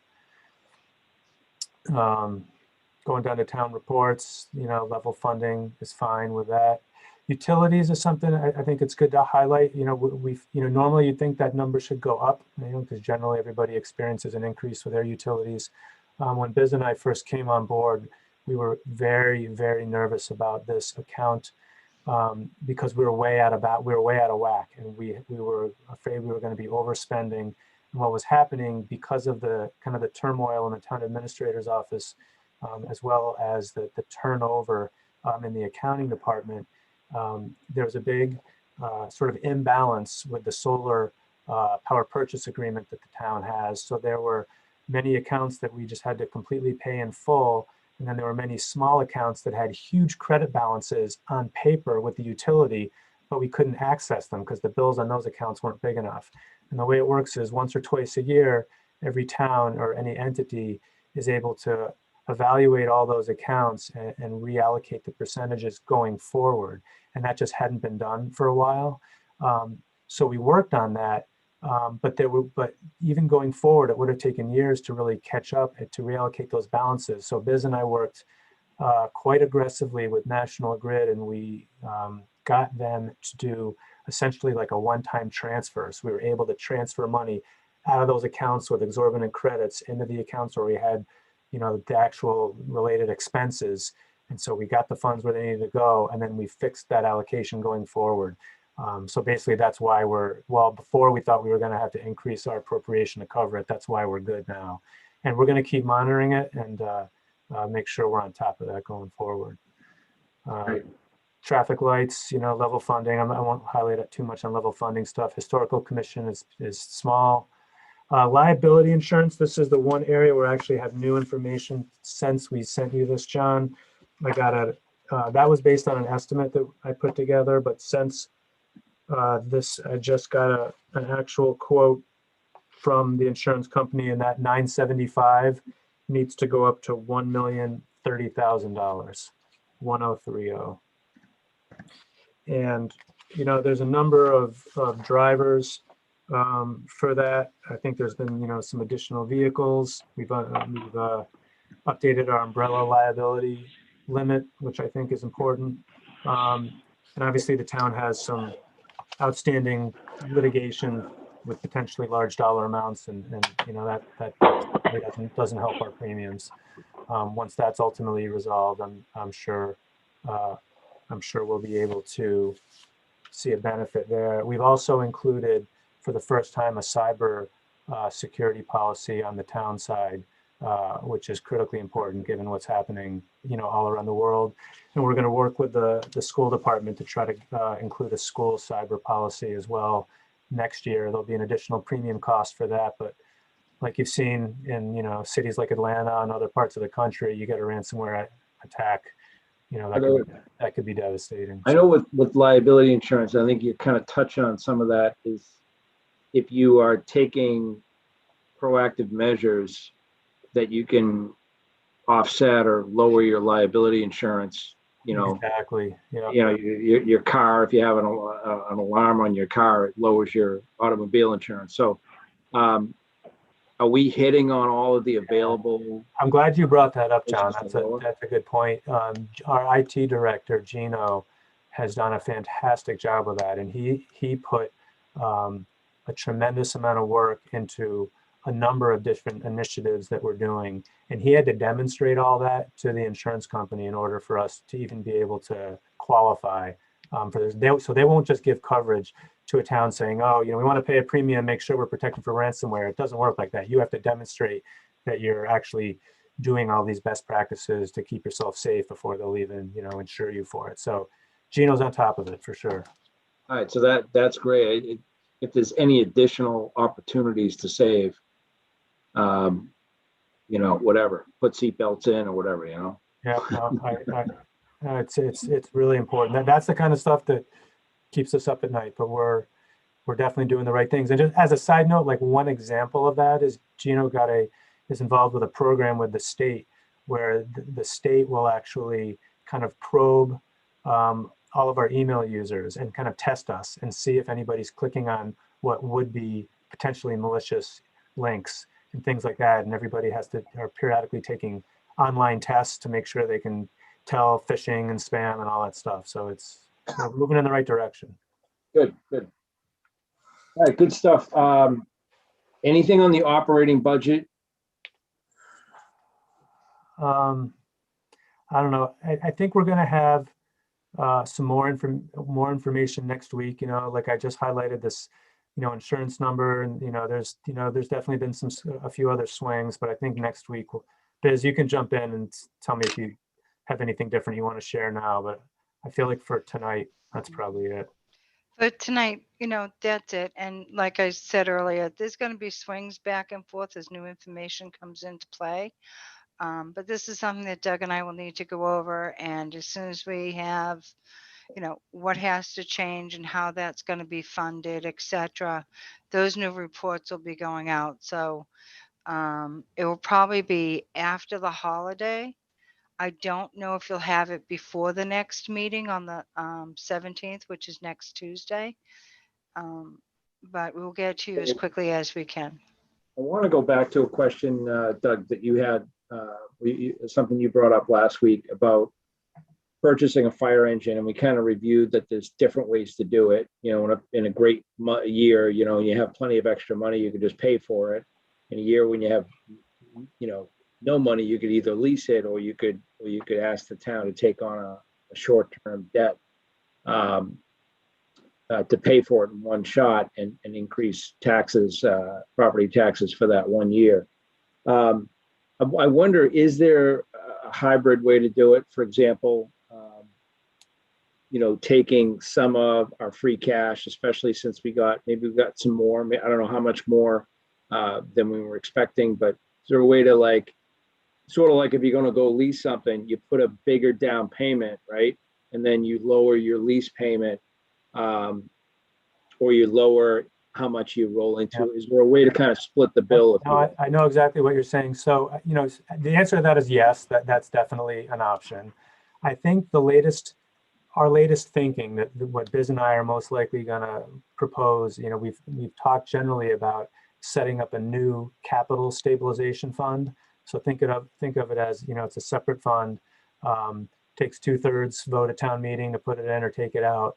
But instead of just for general purposes, it's really dedicated toward, those kind of medium-sized capital purchases that are too big to just pay outright, but kind of too small to really appropriately, incur debt over multiple years. So what I think we're going to likely propose is, from a variety of sources, start socking away a bunch of money into that capital stabilization fund. And then maybe within a year or two after that, as long as we keep saving for a couple of years, then we can just purchase it outright. I think that's something we want to look at, and that it avoids having to have to go to the ballot and raise taxes for a year, and it avoids encumbering a big chunk of free cash for 10 years out, that kind of thing. So that's kind of another option that we're looking at. What are your thoughts on, we're kind of doing at least a version of that. So more to follow, I guess, is what you're saying. More to follow, yep. And that's fine. But Tom's presentation from the Social Vote Tech, and he's done this a couple of times, and he really touts this zero-based budgeting approach, which, again, having a school his size and a budget as big as his and being debt-free, I think is really great. You know what I mean? And I know there's a lot of factors that go into that, but is that a way to, have we looked at or thought about, trying to take a page out of that book, which is right. His so book. I mean, for it, in some individual accounts, we kind of do that already, but in other areas, if you look at the departments, we had tonight, I mean, you got 3 people in a treasurer's office, we're still going to need those 3 people next year, you know what I mean? And it's where there's an opportunity to do that, I feel like we do, but I don't think it's something that just across the board, I'd say, yeah, we're going to just start from scratch every year and build a budget from zero. I just, given what we're doing, I just don't think that really makes sense. But certainly whether, when I'm looking at liability insurance, for example, it's like I get the quote, that's the number, you know what I mean? And so, yeah, I was thinking of it too when he said it, and I've been involved with zero-based budgeting in different organizations in the past, but again, I think for, the vast bulk of what we're doing, I'm not sure it makes sense, but I'll think more about it. And certainly I'll talk with Biz about it too. Cool. All right. Good stuff. Any more questions for Doug or for Biz, or primarily for Doug? Yeah, I did. Doug, I was wondering what your spin was on how our water sewer system might accommodate the new development projects that are potentially coming in. Yeah, so here's, I guess there's two, all right. So there's two very different issues for water versus sewer, right? So water, it's strictly just a capacity issue. You know, the reservoir on Hingham Street is very, very low. You know, all the snow and rain we've been getting is extremely helpful. So that's good. But so that's just purely a capacity issue, you know, and there's, you know, permits from DEP on how much they can draw, and I'll defer to them on that. You know, they're not going to allow, you know, more than they're able to draw, you know, and that's, you know, they have their own commissioners, and Joe LaPointe, the superintendent, is very experienced and knowledgeable. So on the sewer side, it's, you know, it's a much different issue. Our issue there is, you know, our constraint is on, well, there's really twofold. There's the plant, which is where everything is treated. And that plant is old, and it's in need of significant upgrades. And there's limits with the permits from the DEP on how much they're able to process and treat.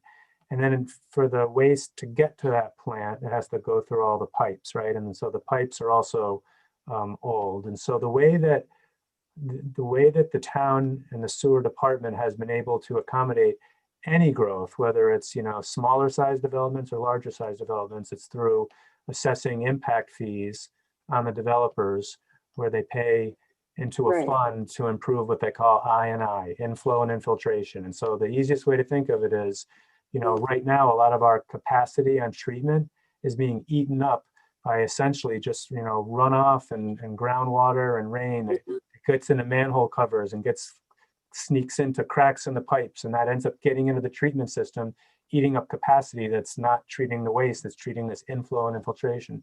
So a developer like some of these big ones, if they pay significant amounts of money, you know, in the millions of dollars, they can repair. They you know, there's a whole plan, an engineering plan, where they identify these I&I areas. They make the repairs to essentially fill the cracks and fix the leaks and stop that infiltration. That frees up capacity so that they can accommodate that extra flow. And there's a ratio. It's something like 11 to 1 or whatever, where they, you know, so it's not a 1-to-1 thing. So that's how these kinds of developments, again, not out of the town administrator's office, out of the sewer department, that's how they get approved. And that's all these formulas are approved by the DEP. It's not willy-nilly. But it's, I think that my biggest takeaway I'll give for everyone here is there is a very big looming project and liability hanging over the town's head to do some major sewer upgrades at the plant. When I say major, I mean in the tens of millions of dollars. And so the sewer department, they have two different studies, and I'll wrap this up quick because I know it's kind of boring and it's late, but you asked, so I want to give you a comprehensive answer. There's one study by an engineering firm that's dedicated to this I&I issue, and then there's a whole nother study from a different engineering firm assessing the whole plant. So once that's all done, you know, the sewer department is going to have to look at all their options. With, you know, state grants like Mass Works grants to help with this. We're going to need to look at developers when big developers want to come in. If we need upgrades, they may need to contribute. If there's any possible way to connect with, you know, Union Point and have them, you know, try to, you know, participate in upgrades and connect all these, and then without a doubt, there's going to have to be a debt exclusion from Rockland taxpayers to be able to kick in a share as well. So these are all, this is a very large looming thing, and, you know, the sewer department has been working on it, and there'll be a lot more to come. But that's how projects in this interim period, before there's a big upgrade and a big change to our permit happens, that's how it happens through the I&I. I hope that's helpful. Yes, thank you. Sure. Doug, wasn't at one point that developer for that big project willing to build a treatment plant of their own? Are you talking about the one behind the Home Depot? Yes. Yeah, so I think, you know, when it comes to both water and sewer, you know, if they're not able to connect, I think that's an option. You know, they're most likely have built into their pro forma is, you know, drilling their own wells for water and building their own package treatment plant, or, you know, I imagine that's something that, but again, it's, you know, if that were to happen, that doesn't help the town in any way, because, you know, then we didn't get the millions of dollars in to help, you know, improve the pipes. If they build wells, it's going to probably be seeping in from our water supply anyway into their wells. And if they build their own septic system, they're going to put a leaching field right next to our water supply. I mean, we talked to Dave, the capital planning did the other day, and it sounded like what they go, I mean, they're willing to put up what, 1.7 to $2 million towards this, the shingle mill for the project behind Home Depot. I mean, it's gonna go a long way towards upgrading, like you said, all the sewer pipes down that area of town, as well as the highway department and fixing. Right. Everybody put in low water use toilets. So. Yeah. All right, good stuff. Great question, Lori. Thanks for bringing that up. Good conversation. Thankfully, it's not in this budget year, but it is common. It is important to note that it's going to be coming up. So, Doug, you know, just I know you've taken some time here, but you always share some great information. Anything on the town hall itself? I know that's a building that you kind of oversee and manage a little bit or a lot. Anything on the town hall that you think is going to pop up in an article, or it's just waiting to break? No, you know, we're asking again for another $75,000 town capital projects, which, you know, is going to cover some additional HVAC repairs and replacements in the town hall building, as well as a lot of improvements to the highway department building, as well as some improvements in the library building. So, you know, the one thing that's a significant future expense that we need at the town hall is a permanent generator. We have a portable generator now, which only, I mean, it's portable, and you know, you need a professional electrician to connect. You got to tow it out of the building, hire an electrician to connect it, and it doesn't even fully function in the building. But the bigger issue is, you know, the main electrical panels and all that. There's when we've had the companies looking at it to give us quotes for a permanent generator, there's a significant electric upgrade that'll need to be done. So that's something we're trying to get funded from a grant, so we don't have to hit taxpayers for it. We're trying to hit FEMA and some other sources for that. So that's sort of a long-term project. That's a more significant one. We've done, I think the biggest thing is I've already done a lot of plumbing and a lot of other smaller electric repairs. I think the HVAC units, they're old and, you know. Yeah. A few winters ago, I know when we had a lot of snow on that roof, they sent people up to get the snow off, and they made holes, and you know, within a week we had buckets all over the town hall catching water. So we're in that season. So just an FYI, if you haven't been thinking about enough. Hey, Doug, I wanted to ask you, I mean, how did you fare on the 75,000 last year? Did you pretty much use it all, or is there anything left? Or nope, I have not used it all. I got about 20,000 of that encumbered right now. Okay. And I try to be, the way I try to do it is not spend it all right up front, because, you know, if there's a big leak in a roof or, you know, an emergency, I want to be prepared for that. So no, I'm in good shape. I'm in good shape with it. And, you know, I had a previous meeting a couple of weeks ago with the library trustees, and the whole focus of the meeting was on all the various building improvements, you know, that they'd like to do there. So I could spend the whole $75,000 on the library if I wanted to, but I'm just trying to be measured. And no, and I'm not being sarcastic about it. I'm being sincere. You know, there's legitimate things that need to be done there. So I'm just trying to be judicious in how we use it. No, it makes sense. It's an old historical building, and it's seen its day. Yep. All right, good stuff. Any final questions for Doug? All right, just want to appreciate the presentation, Doug. Thank you as always. Thanks, Doug. I want to kind of review next week. We've got the police department. I'll follow up with Bobby. Obviously, he wasn't able to attend. He did tell me he was starting to feel better, so I was hopefully he'd attend tonight, but that didn't happen. So I'll check with him and see if he's had a chance to circle up with the police department. If they don't, I'll kind of pinch hit.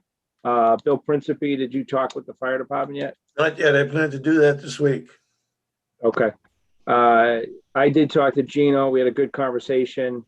A couple of laughs about my laptop needing updates. It was good stuff. Bill Stewart, the veterans and the Council on Aging, were you able to catch up with those folks? I've got messages out to both of them. Okay. So I'll follow up on those tomorrow. Right. And then I also have Get the Board of Health with me. Delshawn was supposed to call me back today so we could set something up. She never returned my call. I talked to her yesterday. Joe, I have Board of Health in under March 3rd. Right, I was trying to meet with her maybe Tuesday night, so next week I could give you a lowdown on what happened or something. Cool, okay. Jeff, anything on the Youth Commission? Yeah, I spoke with Jean on Monday.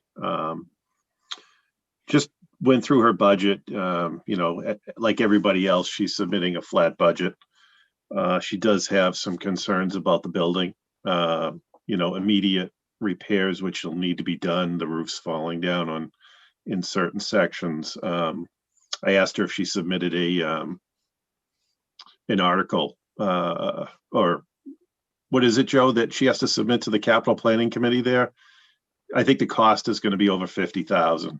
Yeah, she just said meet with us, and just Doug has a form that he helped us make out. She just needs to list what she wants and what it's for and everything, and just give us a brief discussion with us on what it is, and we'll put it on the plan. Yep. That's it. Yeah. So she had a couple of she's having some issues with some of the inside of the building. She didn't go over them with you, Doug? I mean, because I don't see. I didn't saw anything on your list.